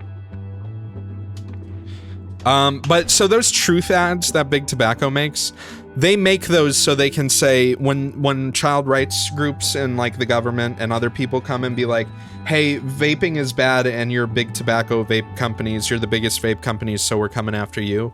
They're like, hey, look, we spend millions of dollars on these pointless ads while I never understood the fact that they make anti-smoking ads are made by the smoking companies. Like, they do it so that they can point to it and be like, look, we're not a bad guy. That's like literally the only reason they do it. And it's kind of stupid. What can I do here? Can I do anything interesting with these? Not really. I mean, I could just throw some blood mist on here and get myself bloody. This isn't as good of a wand as it appears. They have to make those ads by law? Yeah. Yeah, I don't like the fact that vaping is like a lifestyle thing either, too. Especially in Southern California. Holy shit. I could go on about some of these vape shops in these super rich areas that, first off, they sell the same shit you can buy online for half the price. And the dudes aren't actually knowledgeable about anything like building or a coil or like, you know, what type of, you know, flavorants are used in a juice or something like that. And it's like weird bro culture. GameStop is like cringe culture and vape shops are bro culture. Best Buy is sadness culture. Did that really just shoot all my things at once? Did I blow my whole load? Oh. I guess it's only better with two.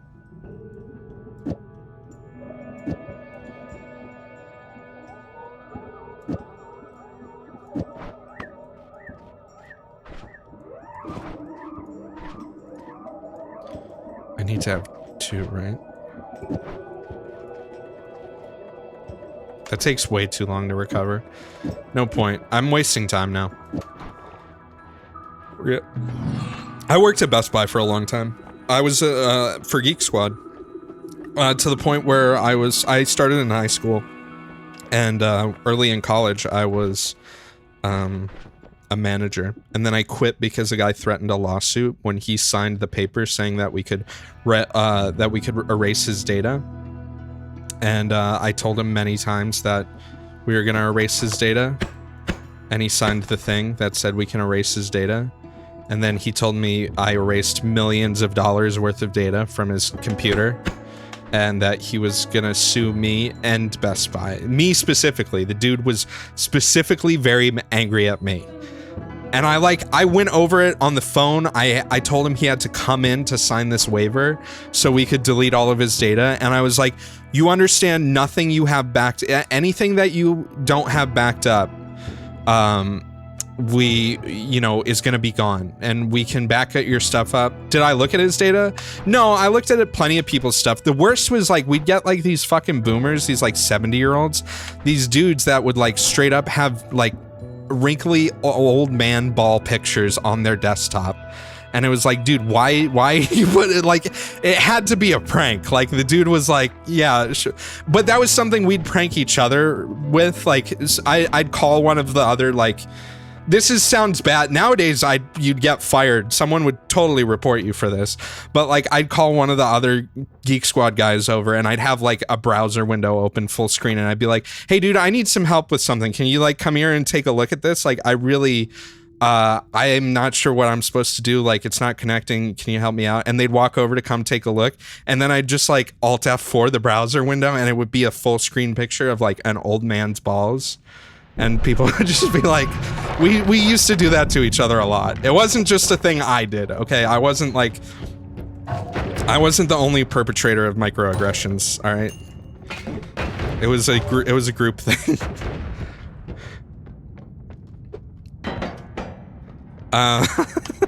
Yeah, I couldn't get away with that. Anyways, what? Yeah, this literal one guy who I went over a million times with, like why his shit needed to be, wiped and why we needed to reinstall Windows and all this other shit, and, he then threatened to sue us, and it to the point where we had like Best Buy's corporate lawyers actually come out to our store.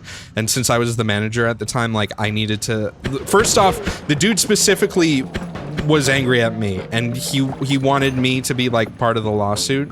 And part of the settlement was the dude was asking for was like, I want you to fire this one guy because I'm mad at him or whatever. I lost him millions of dollars worth of data.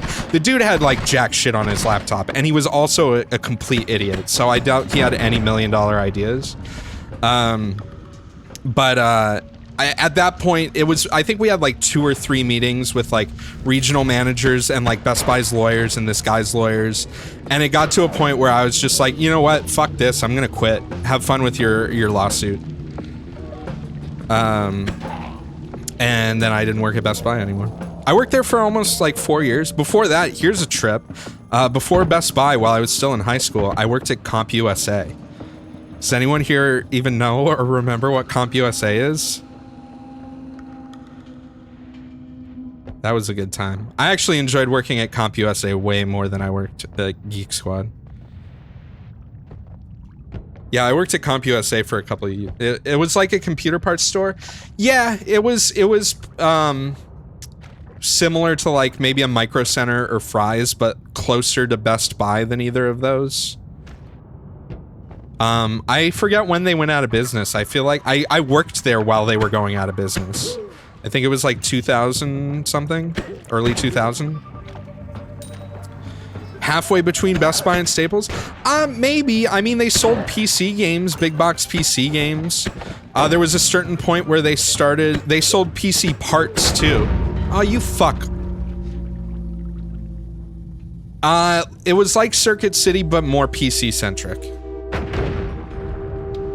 Like you could buy motherboards, GPUs, CPUs. Careless Death. I wasn't expecting that thing to explode. Let's be real here. Let's be real here.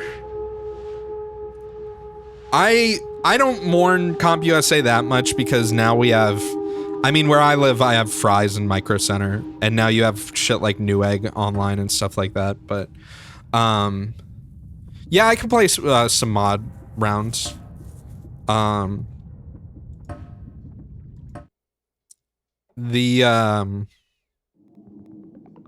don't know if any mods are gonna be broken.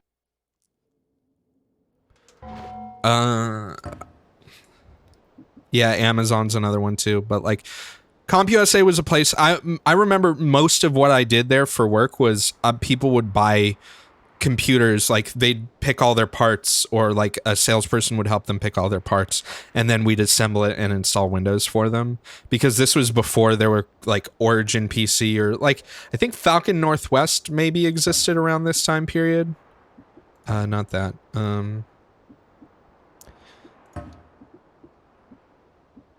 Let's do inventory 3x infinity.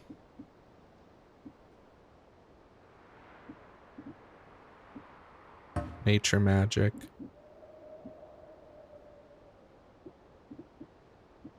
think I need Amal on. Do I need Amal for Infinity? I think I only need it for World Expansion Plus.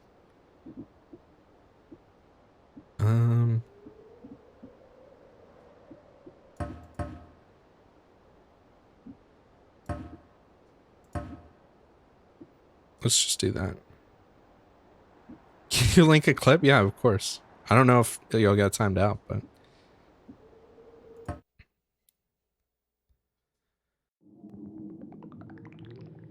I do miss CompUSA. Because it used to be... There was a shopping center as a kid. A fire druid, you say?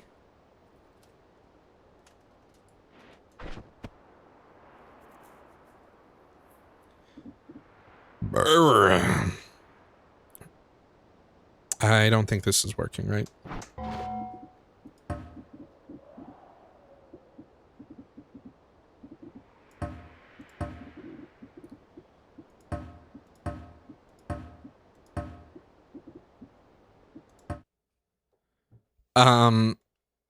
There was like a shopping center when I was a kid, which is just full of bullshit, uninteresting shit now. But it was like Borders Books, CompUSA, Toys R Us. I'm guessing Amal is broken with the most recent version of Noida. Now that I'm doing this. Uh-oh. Let's look at Comrade's clip.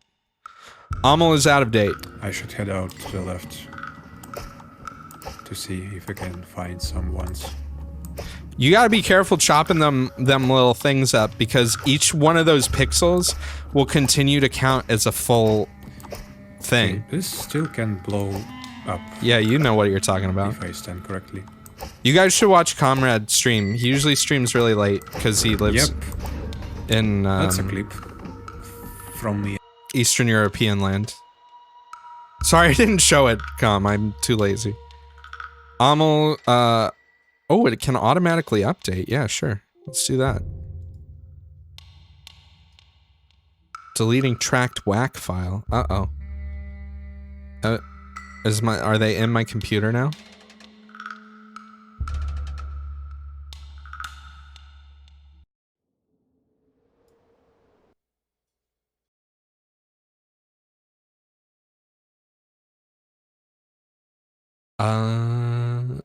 So what I was saying, it was like Borders, CompUSA, Toys R Us. I think there was another cool store. It was like a sporting goods store, like REI. I don't think they exist anymore either.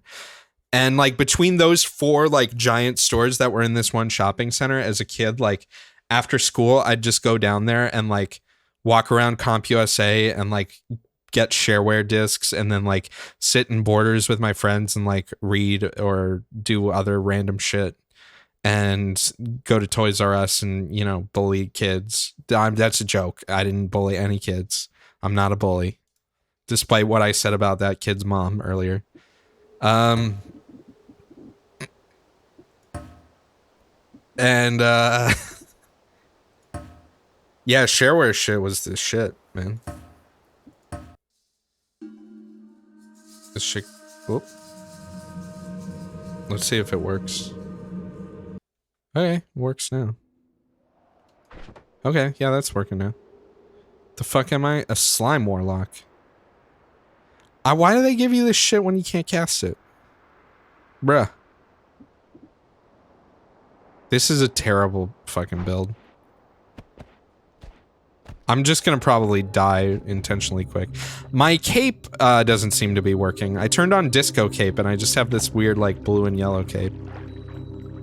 There's also no little cart.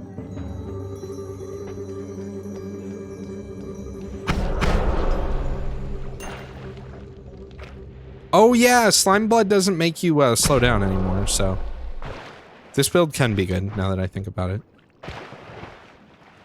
Man, I still remember going to the store, like buying Diablo 2 and 1 at CompUSA. The day it came out. That was good shit. Remember the 90s? I like being nostalgic, and I think there's definitely a place for nostalgia. I don't like the idea of like living in the past, though. Like the people who say like the only great games were, you know, 16-bit era or some shit like that. Slime Blood gives projectile damage reduction. Or it's the slimed effect gives you projectile damage reduction. At least it did. I don't think they've changed that at all. But I think it only gives it to the player character. I don't think it gives it to enemies.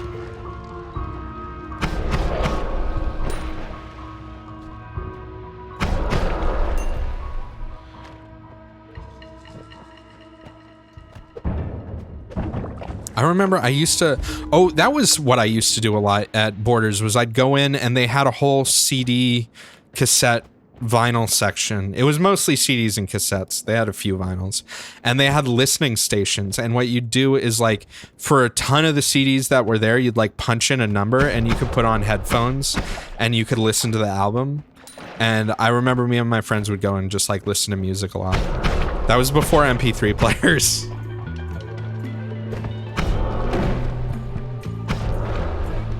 I found a lot of cool music when I was younger through that.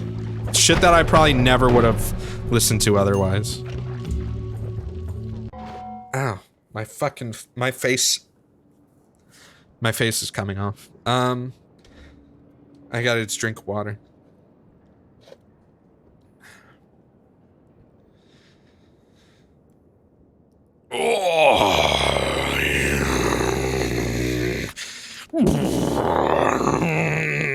Alright. Yeah, this place, it was like whole CDs. They had like a 500 disc CD changer under the kiosks that you could like pick discs from. And it was usually the most recent shit. I remember that's how I first listened to Radiohead, was I listened to the Bends at Borders on a fucking, the demo CD player thing. If I had to open a food place, what would it be? Com asks. That's pretty, well, it's a complicated question because that mainly would have to do with where I was opening it. If I were to open something where I currently live, I would open a place that did mainly breakfast, but also lunch stuff, like a breakfast cafe type place, because the options for that, I know I have like specific locations I'd open it to, because I know where I live there are a lot of older people and there are a lot of working professionals that are in their 30s to 40s that tend to have early breakfasts, like 6 to 7 a.m. before going to work, but they'll sit down. That's like where I live, the key boomer demographic, where I live has a very high boomer demographic. I'll say that right now. Which is kind of one of the reasons I don't like living here, is everything closes really fucking early. And it's hard to meet interesting people, because they're all fucking 1 foot in the grave. And the thing is a lot of the breakfast options and coffee shops and cafes and stuff like that are bad. They aren't like fast food bad, but they charge a lot of money for really bad food. And there have been places like, I don't know if, is anyone here, this is very specific, is anyone here from Arizona and has ever heard of a restaurant called Butters that basically is a breakfast only place? Like, Butters is such a fucking good restaurant in Arizona. And it's like, I think there's only 3 of them, so this is like one of those oddly specific things. But they do like perfect egg cookery. Their egg dishes are on point. They make everything from scratch. Their fucking pancakes and waffles are phenomenal. It's just like, yeah, it's like that Butters. But I wonder what happens if you Google Butters restaurant.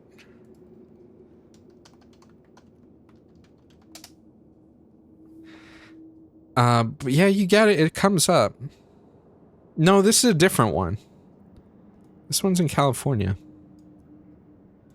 But it's butterscafe.com. It's in Scottsdale.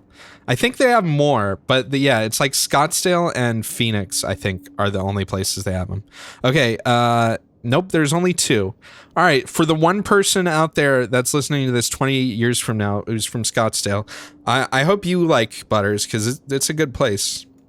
Seriously, go to their website and scroll down and look at that fucking eggs, that corned beef hash Benedict. Holy fuck, that looks so good.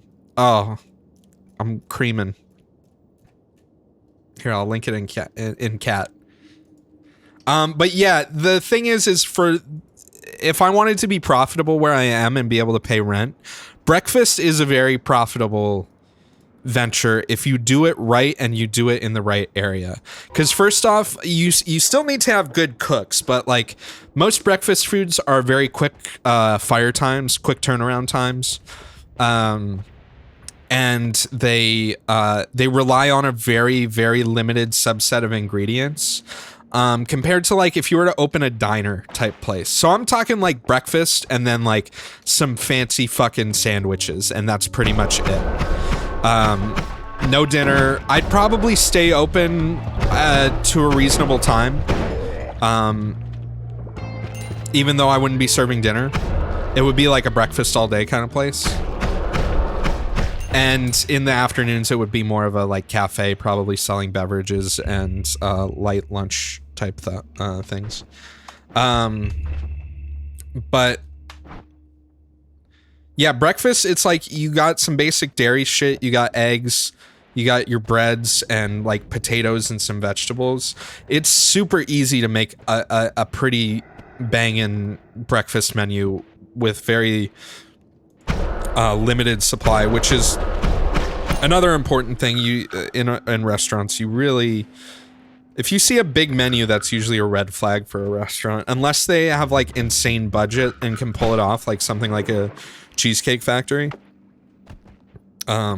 because they're corporate and their recipes are standardized and they don't actually hire, you know, people that know how to cook. They hire people that know how to follow instructions, which, not that those people are bad or anything. Those are, you know, it's valuable to have people like that in a restaurant. Not everyone has to be a chef. But yeah, there are plenty of breakfast joints around here, but they're all bad. Like I'll go to a place and I'll order fucking like eggs Benedict, which has poached eggs on it, and my poached eggs will be like hard. And it's like right when they open, so it's not like they like fired all their poached eggs early and they like were sitting there overcooking. It's like they just fucking didn't do it right, and that's really frustrating.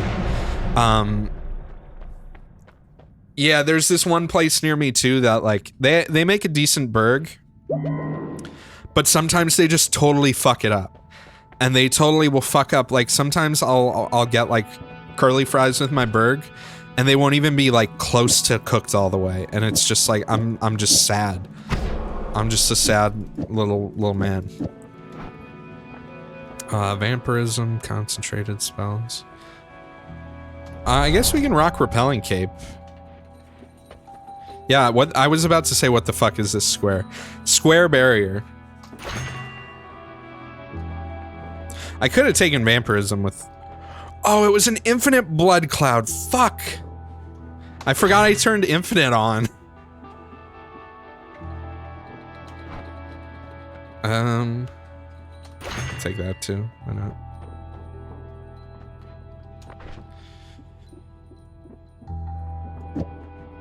Oh no, mana.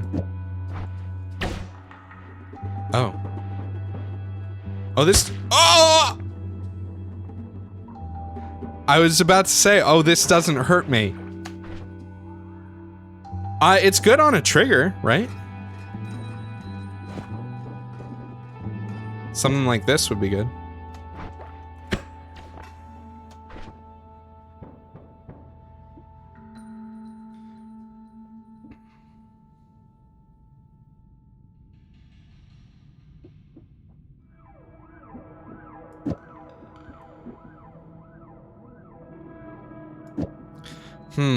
This kind of messes up my Slime Mancer idea, though.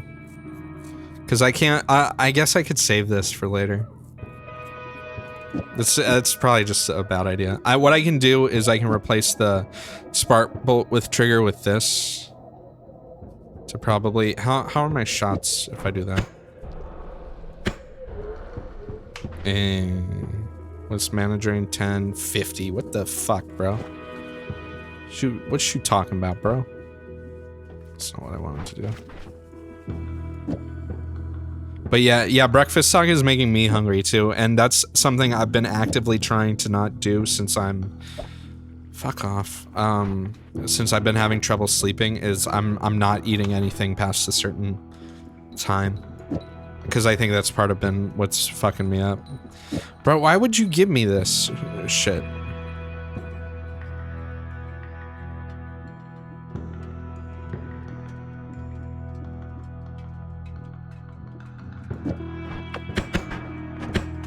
It's not even good for that.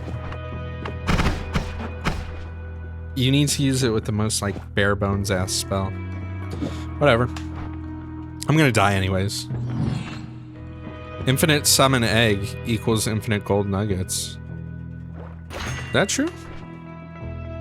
Would that work? Is there cheddar?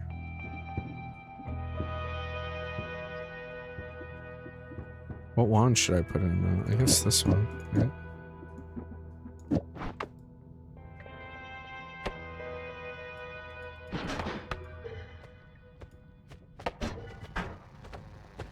They're gonna kill me.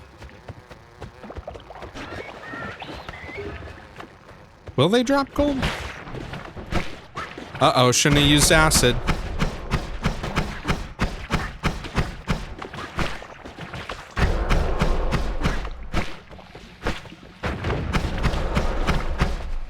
Yeah, this was a mistake.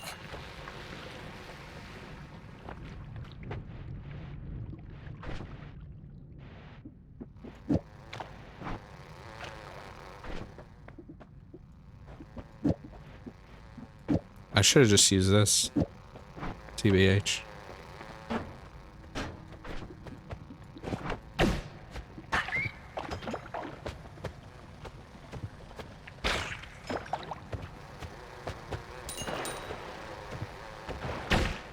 Uh-oh. Ooh. Yeah, this is a bad idea. Alright. I don't know why you got so triggered.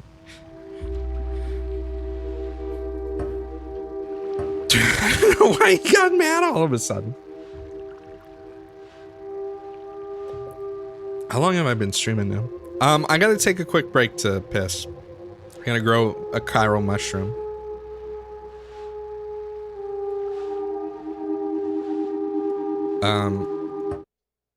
It'll be a quick one.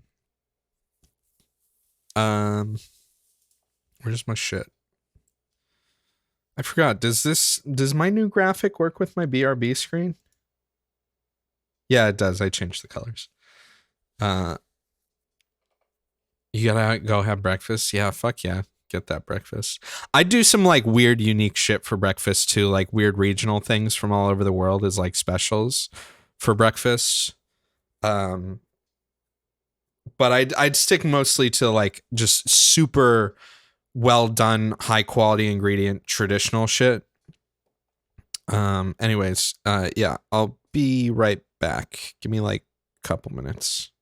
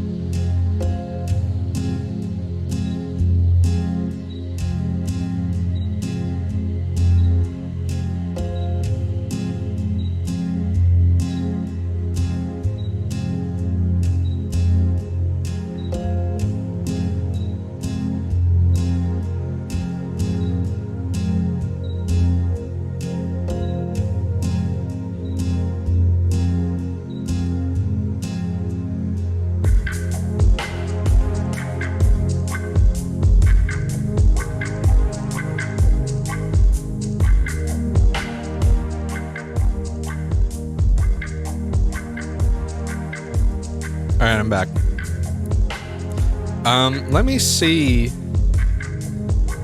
Thank you. I'm glad you like it. I have the old settings.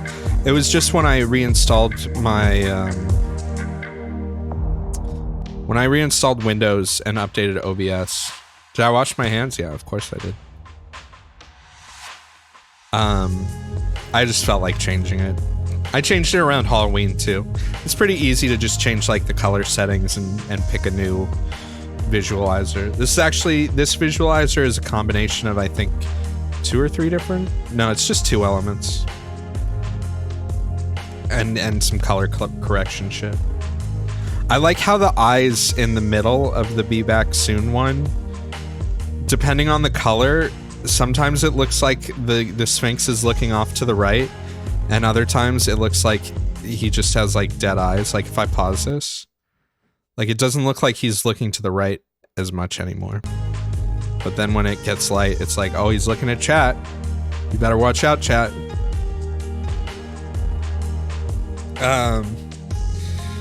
Yeah, I'm gonna keep going. It's like 3 a.m. right now. I'll do a few more runs.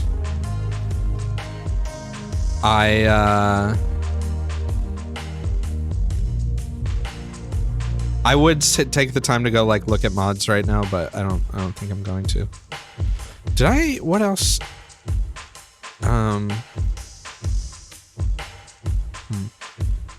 Yeah, I'm not gonna play anything else tonight. We'll keep it simple. All right. Rip. Yeah. Excuse me, that was disgusting. Please file a complaint.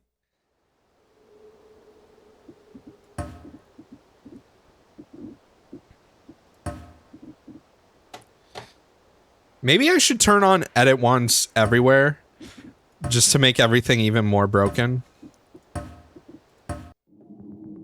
And that crashed the game. Oh, wait, no it didn't. Beep boop, beep boop.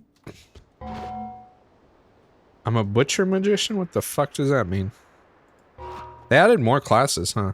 Blood, blood, blood, more blood. Never skip leg day. Why is Clouds so fast? Stainless armor, interesting. Ooh, I like this class. Giga disc projectile? That's new. Oh. Oh! Why did it come back? Curious flight pattern. It's like designed to fucking murder you. Nice. It doesn't appear that the Edit Wands Anywhere mod actually works.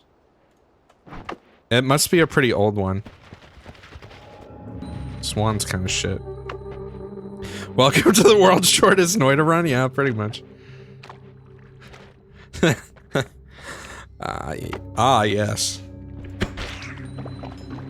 Sawblade, my old friend. Okay, well, if it hits something, it's not as big of a deal. Ooh, I start with Berserkium, too? That's pretty clutch. Chat, what's your favorite movie? Not chat as a whole. You guys won't be able to agree on anything. But individually, what's your favorite movie? I don't know why I'm asking. I'm just curious. I also like this skin, like the black robe with the purple and red is pretty cool.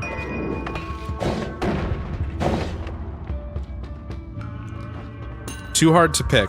It doesn't, okay, it doesn't have, let's change the rules.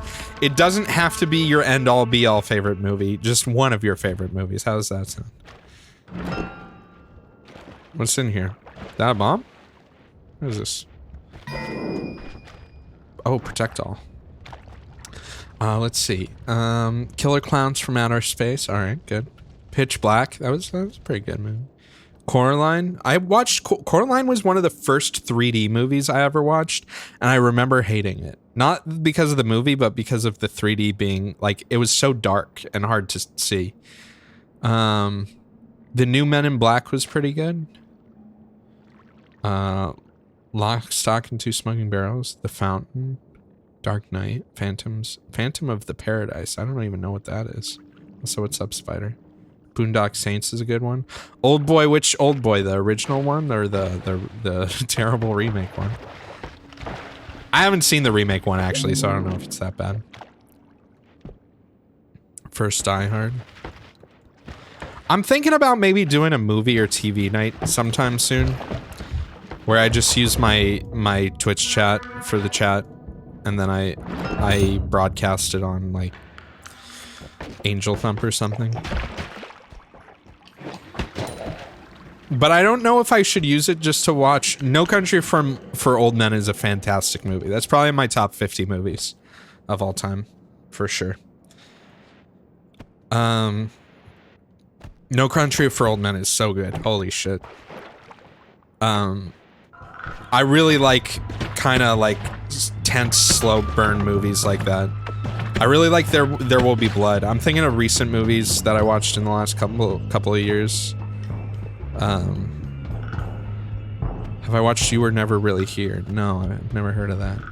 One of my favorite movies that very few people have ever heard of. Look at this thingy. I can make it spin a little bit. I didn't see Once Upon a Time in Hollywood. I didn't see Joker either. I might watch those this weekend. One of my favorite movies that very few people have ever heard of is a movie called The Fall. And I think, what year did The Fall come out?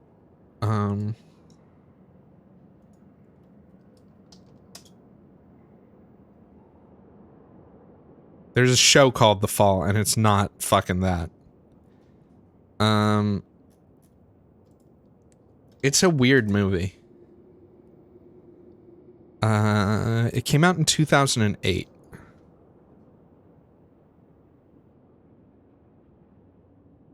I don't know which one of these trailers is the right one. I kind of want to show this.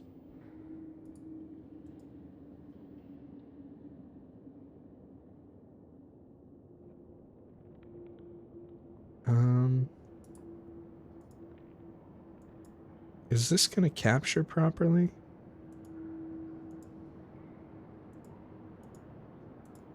Sure ain't. Hold on one second. This is probably just gonna annoy people. Is this the right one?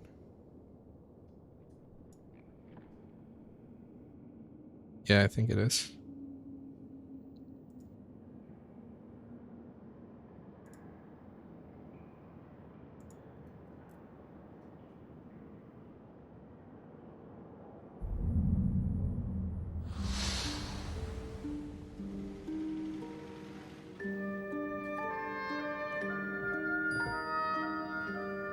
How'd you hurt your arm? My fell. Me too. I'll tell you a story. Close your eyes. There were 5 of them. The Indian, the ex-slave, an explosive expert, Charles Darwin, and the masked bandit. They had one common enemy, Governor Odious. Is Odious bad man? Oh, yeah.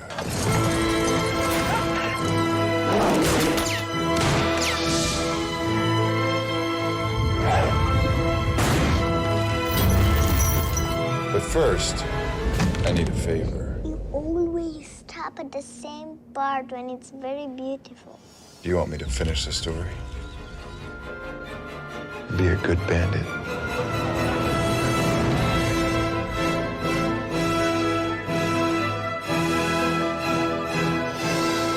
When I fall asleep, you gotta go. Why? I don't want you to see me like this. It's poisonous.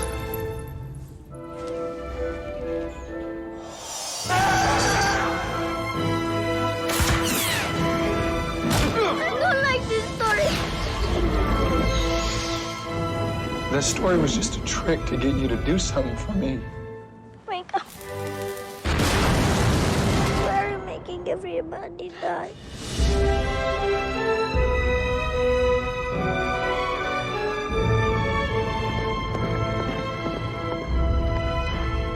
We're a strange pair, aren't we? Are you trying to save my soul?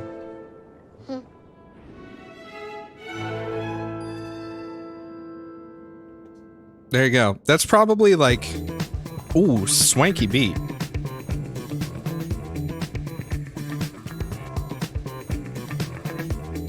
It's good, and it came out, and like I don't, something weird happened with the production, and it like didn't really show. It showed in like a handful of theaters.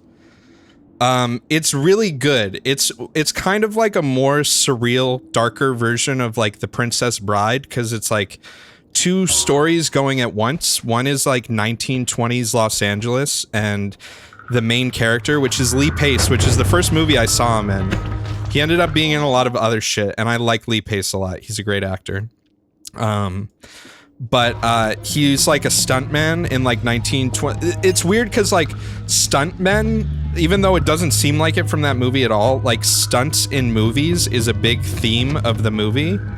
And he's basically a stuntman who breaks his back, and he meets a girl who breaks her arm in like the orange groves, working in the orange groves.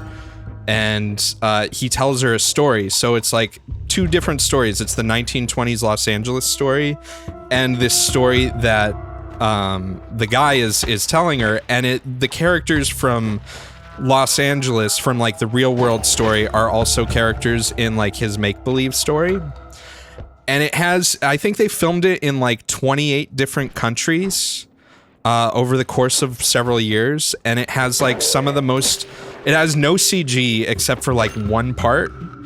And it has some of the like most amazing visuals I've seen in a long time. Yeah, Spider mentioned it. It's directed by the same guy who did The Cell. His name's Tarsem. He's mainly a music video director, and he did The Cell and this movie, The Fall. And David Fincher and Spike Jonze were producers on this. And it's just like, it's very surreal in a weird way. And yeah, it just like flew under the radar completely. Yeah, The Cell's an awesome movie. I like dark, surreal, weird, existential. I like all kinds of movies, but I really enjoy like dark existential stuff. I don't know why. I wouldn't say I'm a dark person. Yo, that's dark. But yeah, that's probably in my top 3 movies of all time. And I like sharing it because most of the time, barely anyone's ever fucking heard of it. He directed Losing My Religion, really? Speaking of weird music video things, I found out that one of the first things Norman Reedus was ever in, like before he was in any like movies or TV shows, he was in the music video for Fake Plastic Trees for Radiohead. He's like a random crazy guy in a trench coat in like one of the shopping aisles in that music video, and he's very young in it, and I thought that was really weird. He was also in a Bjork music video too, I think.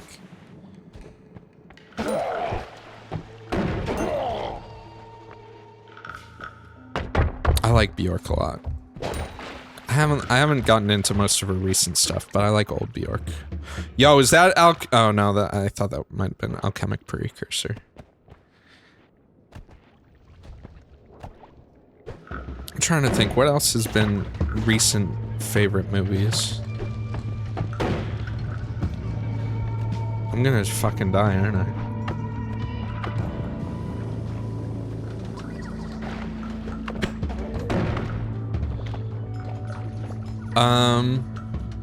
I don't know. I like some weird shit. I like a lot of sci-fi stuff. Even like kind of bad sci-fi. I really like that movie AI, the Steven Spielberg one with Jude Law. That was supposed to be a Kubrick movie originally. I really like Minority Report is a really good fucking sci-fi movie. Oh, Michael Gondry I like a lot. I like Eternal Sunshine for the Spotless Mind is probably one of my favorite movies in the top 10 or thereabouts.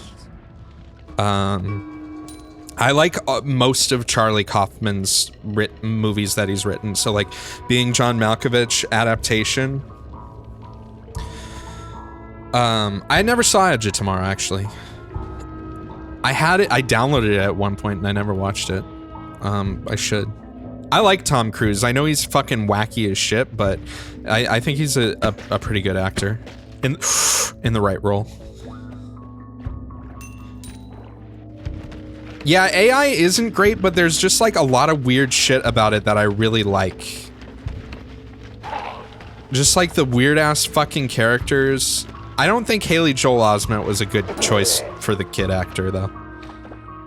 Have I seen Wrist Cutters: A Love Story? I have not. It has I like Gogol Bordello. I haven't listened to them in a long time. I listened to them when like their first album came out. I guess I could use blood to get across. No point in going across, really. I heard Upgrade was a good movie. I never saw that one either.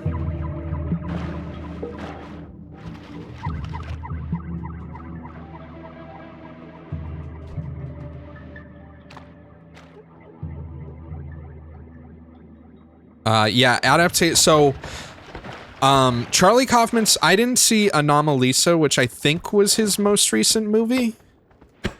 I did see Synecdoche, New York. I think I've talked about it on stream before. There's some movies like The Fall is one of them, and like Synecdoche, New York. That I kind of wish we could watch on like one of Vinny's like Scum streams. Yo, Bub. Thanks for the Twitch Prime sub. Appreciate that.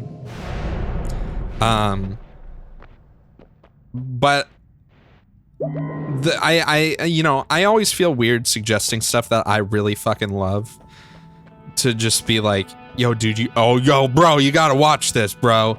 And then it just like falling completely flat. Yeah, I'll take that shield.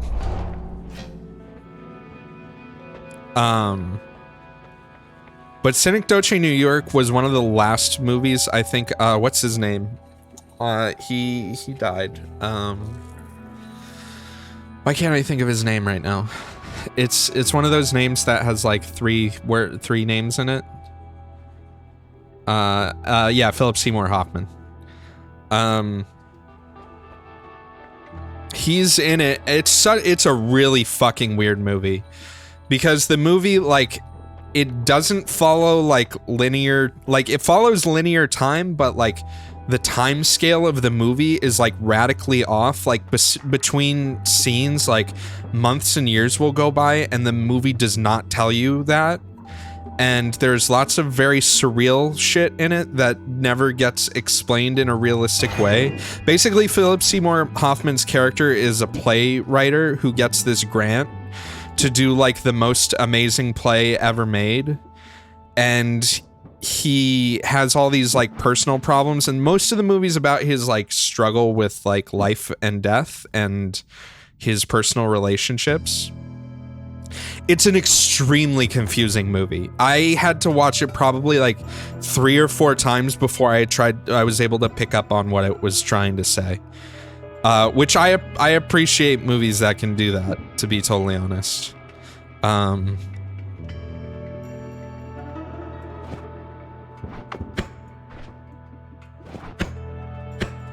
Wait, is the recharge that low on this? Yeah, it is.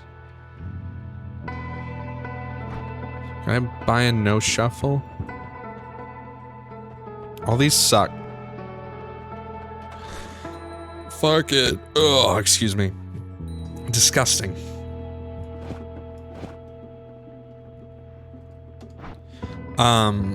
That's the other thing is like that I like confusing movies. I like movies that you kind of have to watch a few times to actually figure out what they're trying to say. That's probably, where's Dragon? Dragon's probably asleep. He'd probably say that's a hipster thing, which is true. I wouldn't deny that.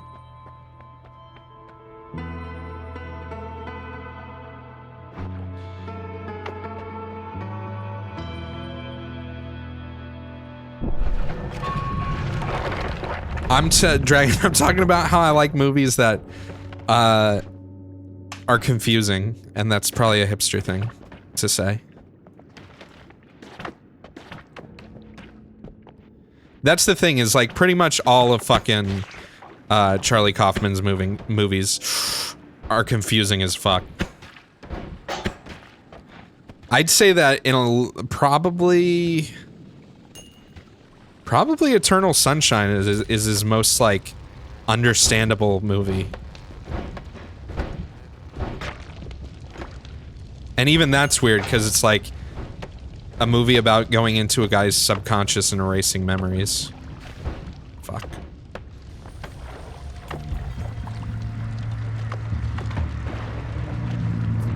Stop. Ow.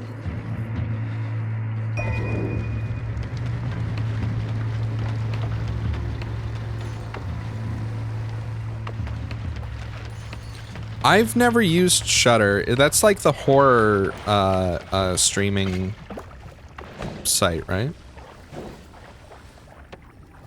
It's all like horror stuff. I prefer, I guess if it's horror, I like sci-fi or existential horror. I saw Annihilation not that long ago and I really liked that. Is that not Inception?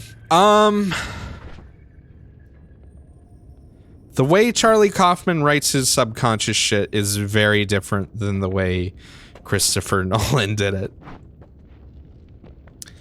I'd say Inception's like baby mode, subconscious exploration stuff. It seems deep on the surface, but in execution it's actually fairly simple and straightforward.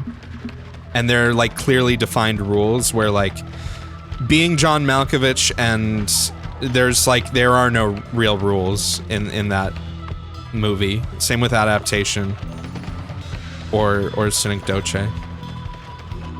I like Inception a lot. I think it got a little too overplayed because I think there are a lot of people that like thought it was super deep and were like, bro, I'm an Inception head.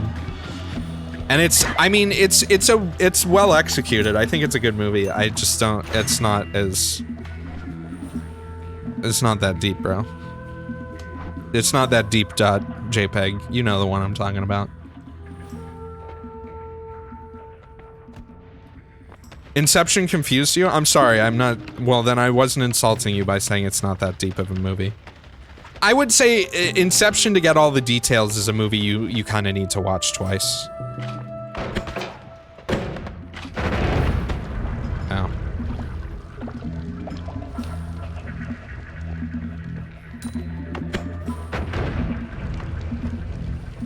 Have I seen Paprika or Perfect Blue? I know what Paprika is, I haven't seen it. Those are both animated, right?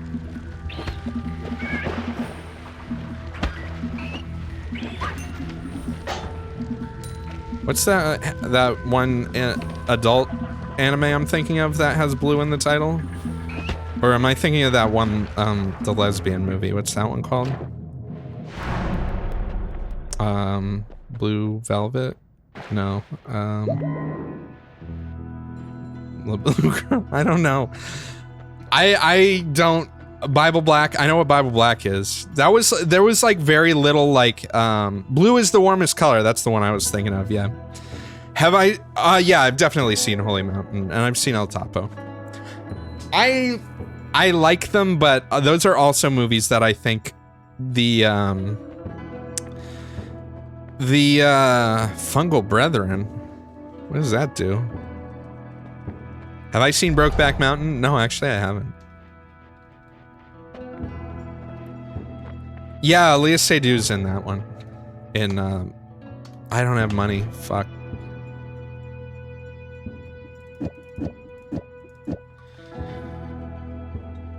Lavely obscured by clouds. That sounds familiar, but maybe because of something else. I don't watch a lot of animated. I don't watch a lot of anime stuff.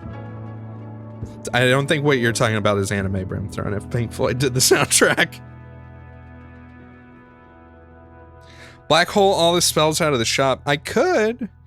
That would make the gods very angry. Ugh.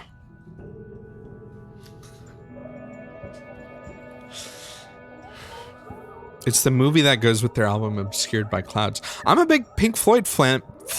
I'm a flan. Is flan South American? Or is it Spain Spanish? I'm a flan. I'm a jiggly dessert. Man. Bro, not having money kind of sucks. I mean, really the only thing I want here is lightning. Circle of Vigor isn't infinite, so. I've seen Fantastic Planet before. I've also seen Forbidden Planet's a good movie too. Oh, not enough mana, huh? Wow, that's some shit. Can any of these cast Black Hole? I don't have one that can cast Black Hole. So I guess that's out of the question.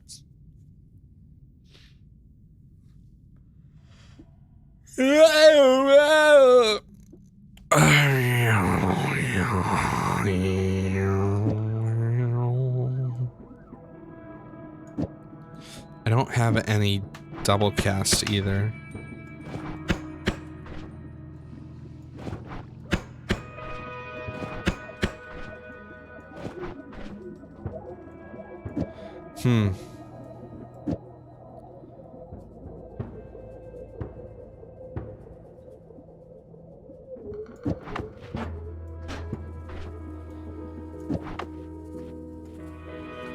Have I seen Moon? Yeah, Moon's a great movie.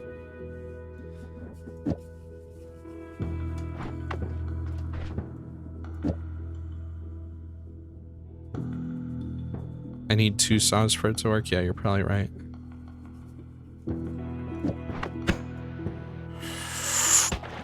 What the fuck, man? I thought I was gonna avoid that. Ooh, what time is it? Is this like 3 a.m. brain territory? Yeah, it's 3:24 brain territory. Why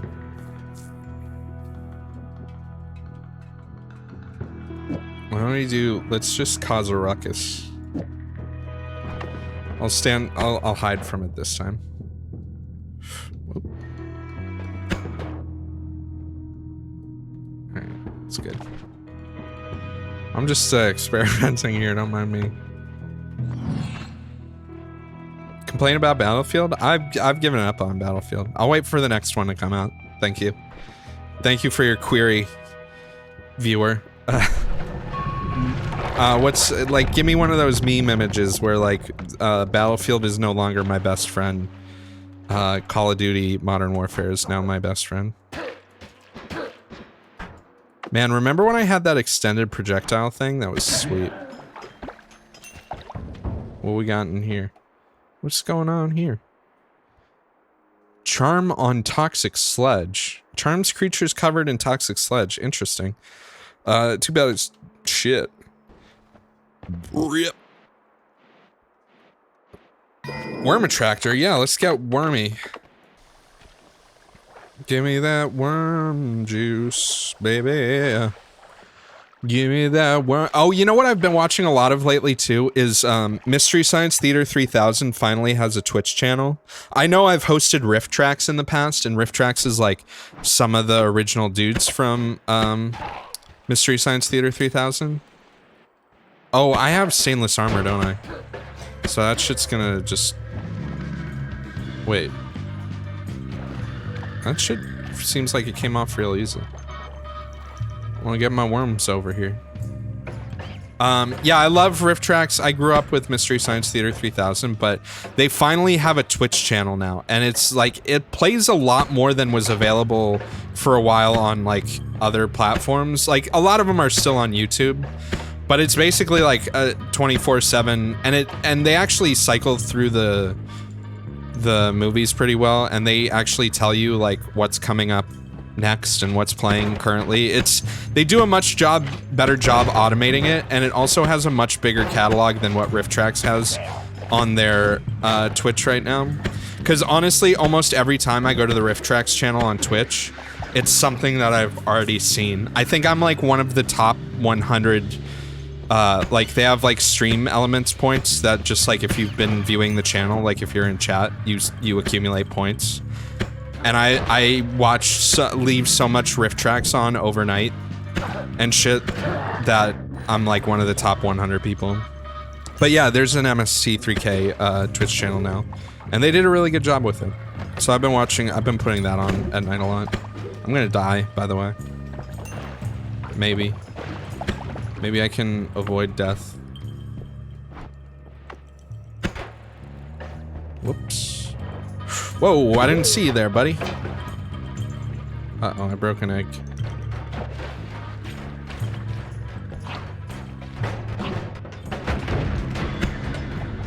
Oh, that does 6 damage. Nice. Let me get that teleport out of here. Oh, shit. Uh-oh. Oh, I'm in it. Oh, this is bad.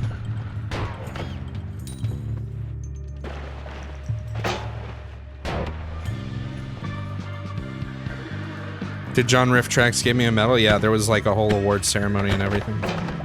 I'm a fucking idiot. I saw that coming and I was like, hey, move left. And I moved right instead.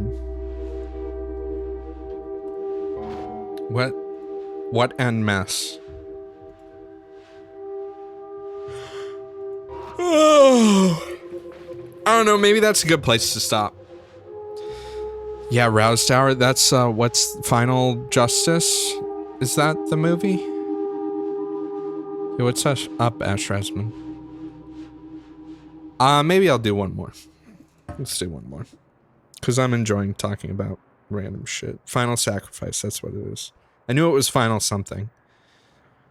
My favorite Mystery Science Theater... God, actually, I wonder if I could watch it on stream, if I'd get in trouble for it, just playing it on stream, is Overdrawn at the Memory Banks. Holy fuck. It's on YouTube. The full thing's on YouTube. Holy fuck, that's such a good episode. It's just the movie is like so fucking weird. Yeah, it has Raul Julia in it. It's so good. I think that's by far... I like Space Mutiny. I like Final Sacrifice. I like all the big, you know... I'm a slime mage again. I want to not be a slime mage, please. Let's try something different. Overdrawn at the Overdrawn at the Memory Bank is fucking good. Summoner Mage, huh? Oops. I like how I don't even get a spell in my second one. Oh, it's the Always Cast Rock. That's right, I did a Summoner Mage earlier. Let's do something different.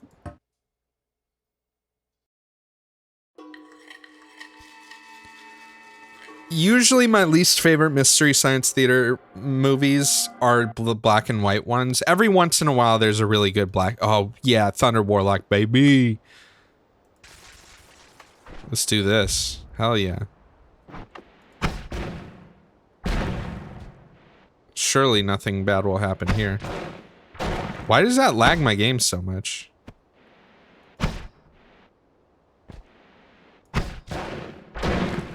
Maybe I should reinstall this on my my new NVMe drive. I don't know why that would be happening like that. It's only like one explosion, right? Oh, I'm already almost at a NVMe.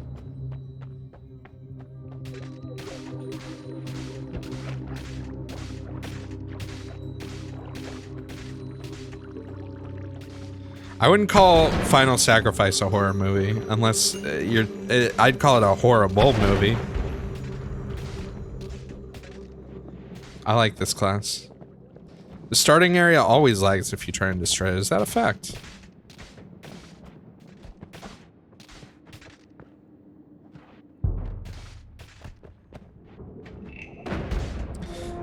Yeah, a lot of the older black and white movies are just kind of boring. Speedrun time. Let's go.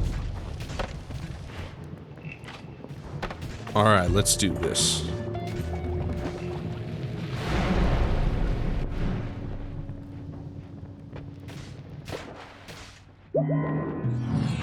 I don't think I even need to, I want the perks, but, track gold, homing, plague rat, whatever.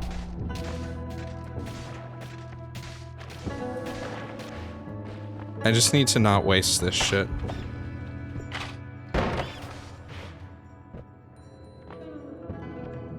I probably already spent too much time in the first level, to be totally honest.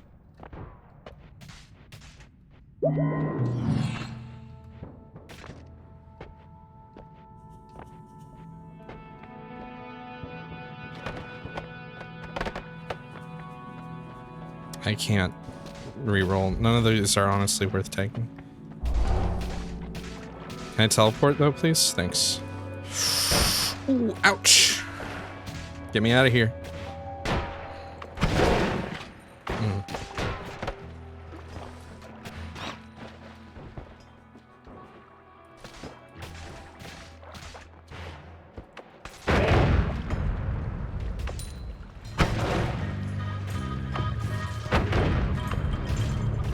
All right, I'm gonna be focusing a little bit here. I don't think that I feel like this pace is already kind of slow. I need that. Fuck.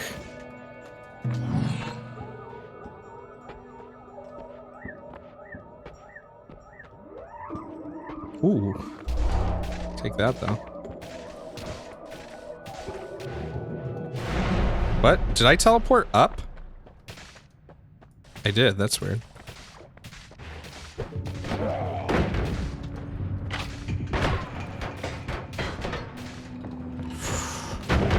Spicy. I'm dead. Oh, I'm dead. Yep. All right.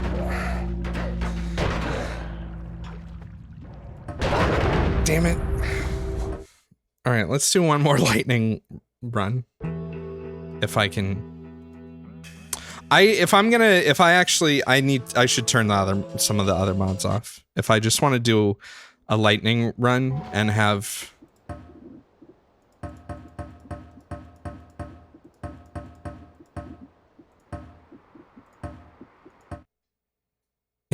freeze liquid tanks, yeah.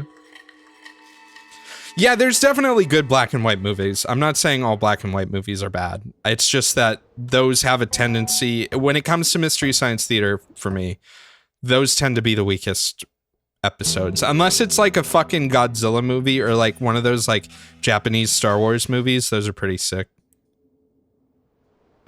Butcher Mage. No, no, no.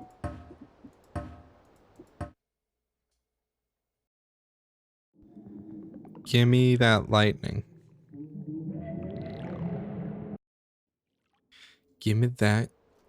Give me that. Give me that lightning.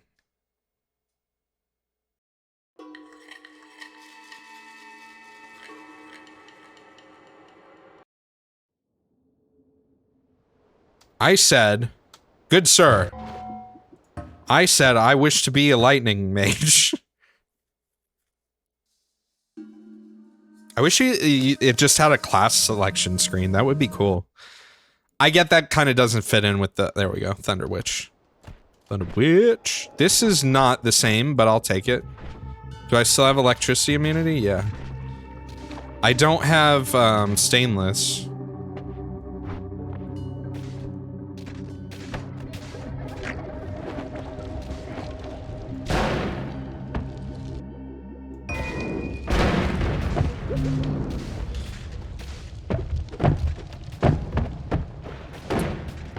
This is a speed run, by the way. Or it's gonna be. Right after I fucking die. I didn't mean to do that, by the way.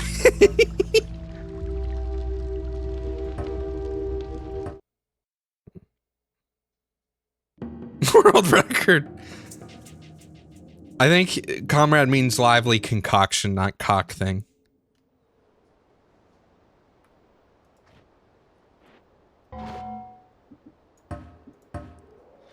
The thing is for the speedrun combo, you gotta find that early teleport. Unless, I mean, we could do a no... Here we go, Thunder Druid. No, this is totally different. This loadout is garbage. Holy shit.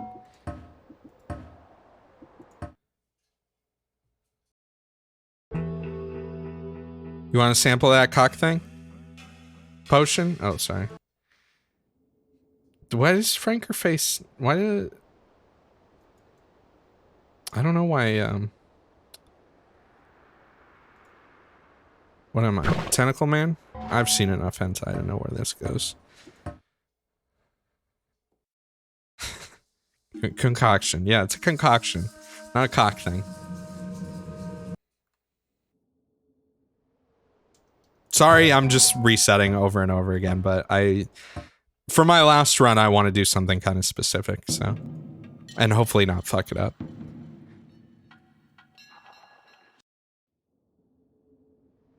Eldritch Wizard, no. I wonder, I guess I wouldn't count for a speed run if I used the random starting class mod, unless they make that a category, which they won't. Thunder Witch. What is this shit, man? It's like they just give you random thunder spells. I either need I need something that isn't relying on charges. Like I need that trigger explosion, or I need the just lightning bolt. Eldritch Wizard starts with a teleport potion, is that so? Alright, well maybe I'll consider Eldritch if I roll it again. Here we go. Let me just waste that. I'd say this is probably worse than what I had before. Especially with how much mana this takes up, but...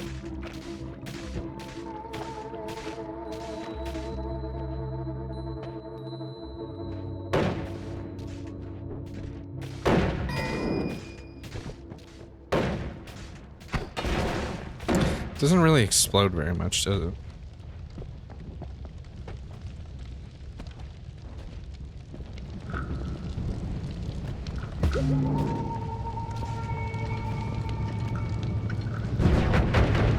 I don't have water either, do I?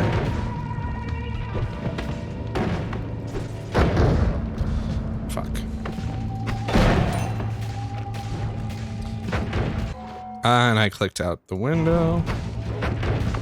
Yeah, that's... And I clicked out the window again. And I just blew myself up. I'm gonna go ahead and call this one a restart.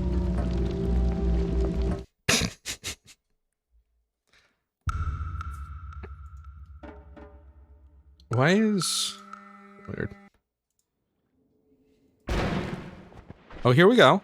Oh, I like this. I like this loadout. I'm digging it.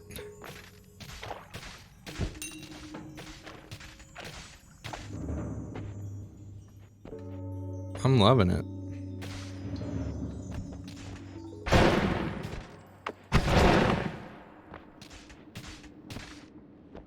Nothing really worthwhile there.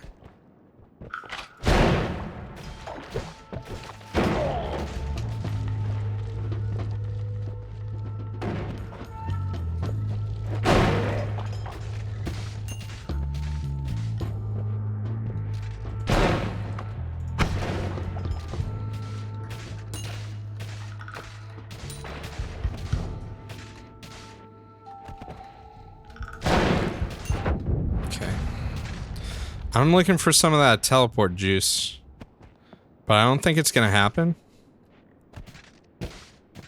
That was risky. So was that. That was a boost. That was intentional, by the way.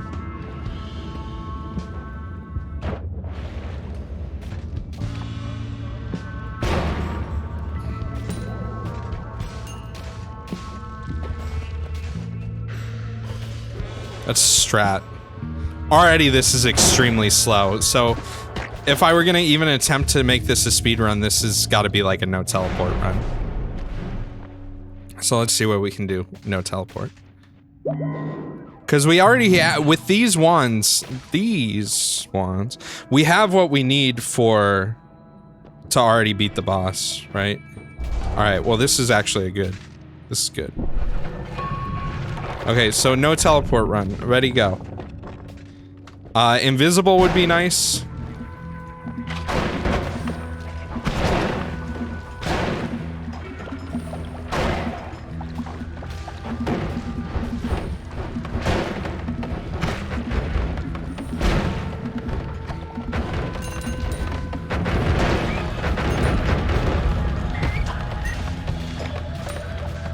Clusterfuck is nice.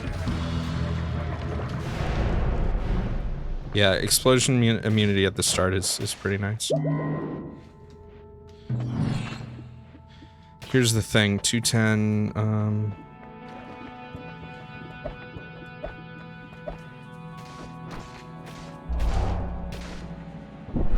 Fuck!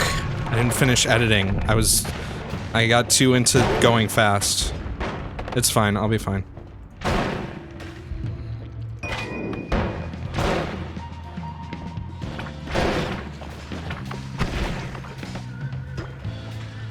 This is already really slow.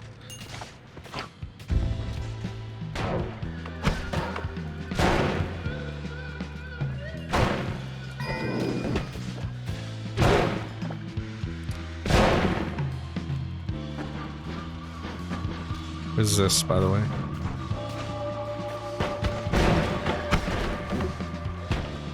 Ooh, here I go dying. Which one of you fuckers is gonna kill me? Ooh. Ooh.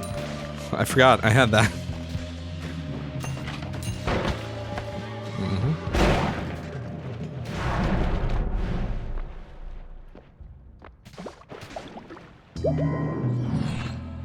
Okay. The fuck is this glittering field? I ain't never seen nothing like that before.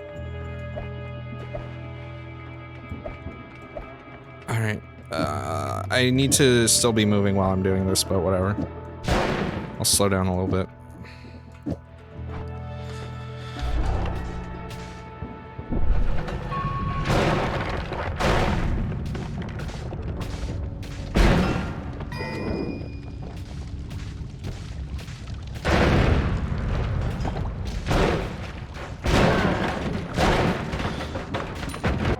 I clicked out of the window. Fuck.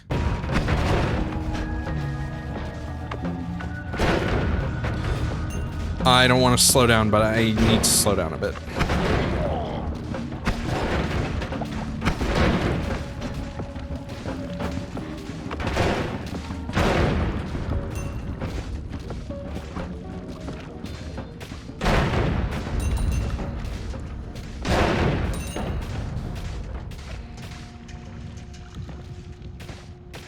Fourth one, Matter Eater, what? Oh yeah, that is always cast Matter Eater. It's good to know.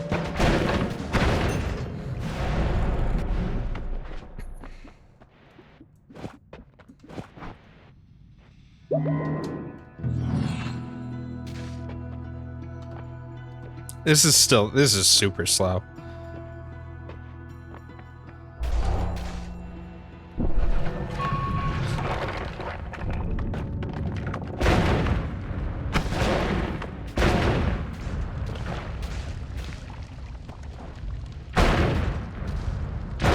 I like that though.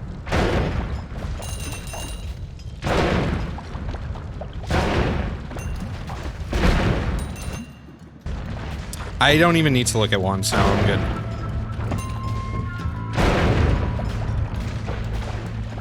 Yeah, glass cannon would have been cool, I agree.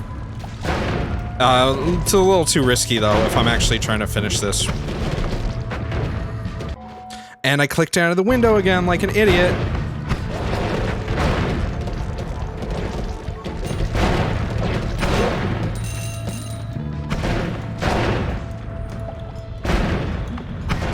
Come on, let me through.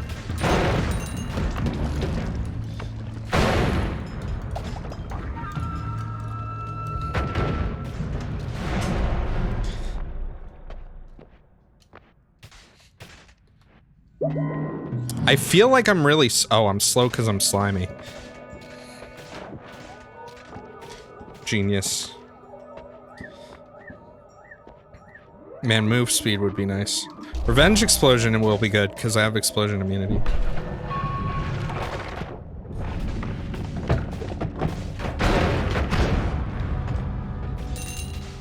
Fuck.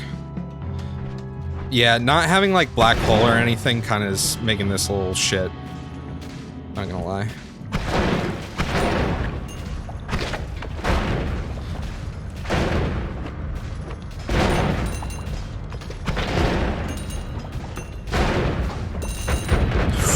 Spicy, spicy, ouchie.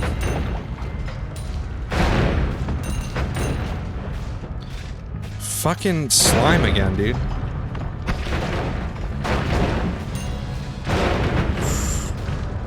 What do we have?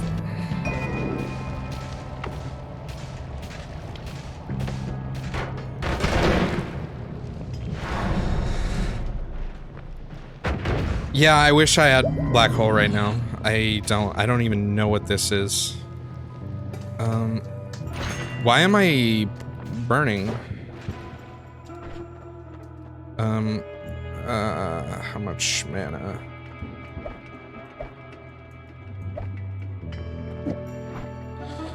Alright. Melee immunity would be nice, but I'm good. Actually, Holy Hand Grenade isn't gonna help me get down faster, is it?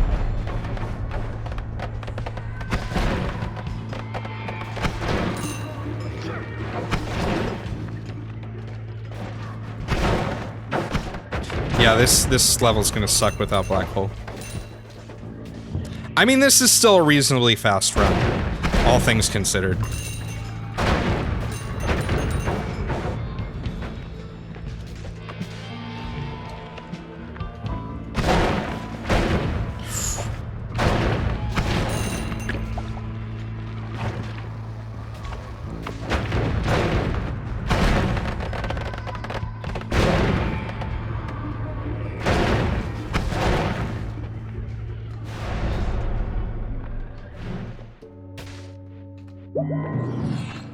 I can't afford any of these. So.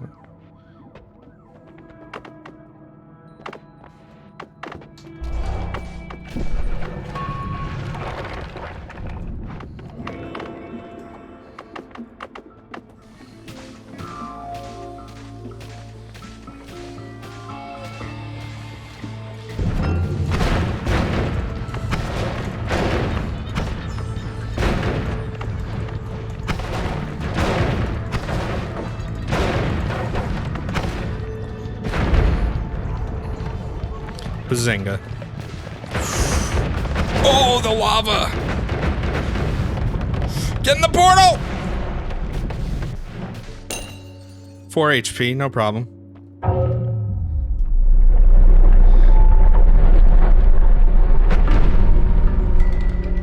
All according to plan.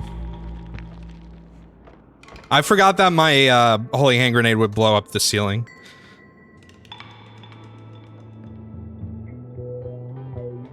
Let's see what our in-game time was. Yeah, that's not very good.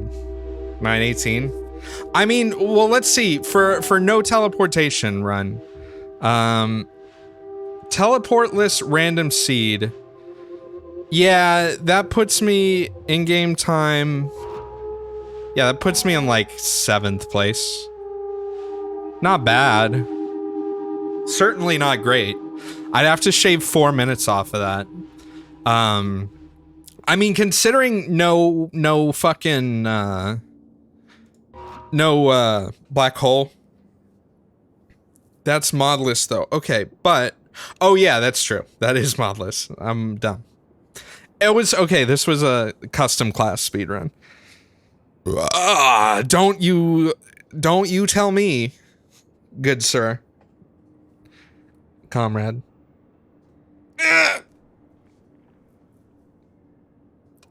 I'm gonna break you like I'm breaking this breadstick. You hear that? That's the center bone snapping. Yeah, it wasn't terrible though. It's definitely not my best, but that was fun. All right. I like that man, imagine if I had died to that lava. I would have felt like a fucking idiot. Mama.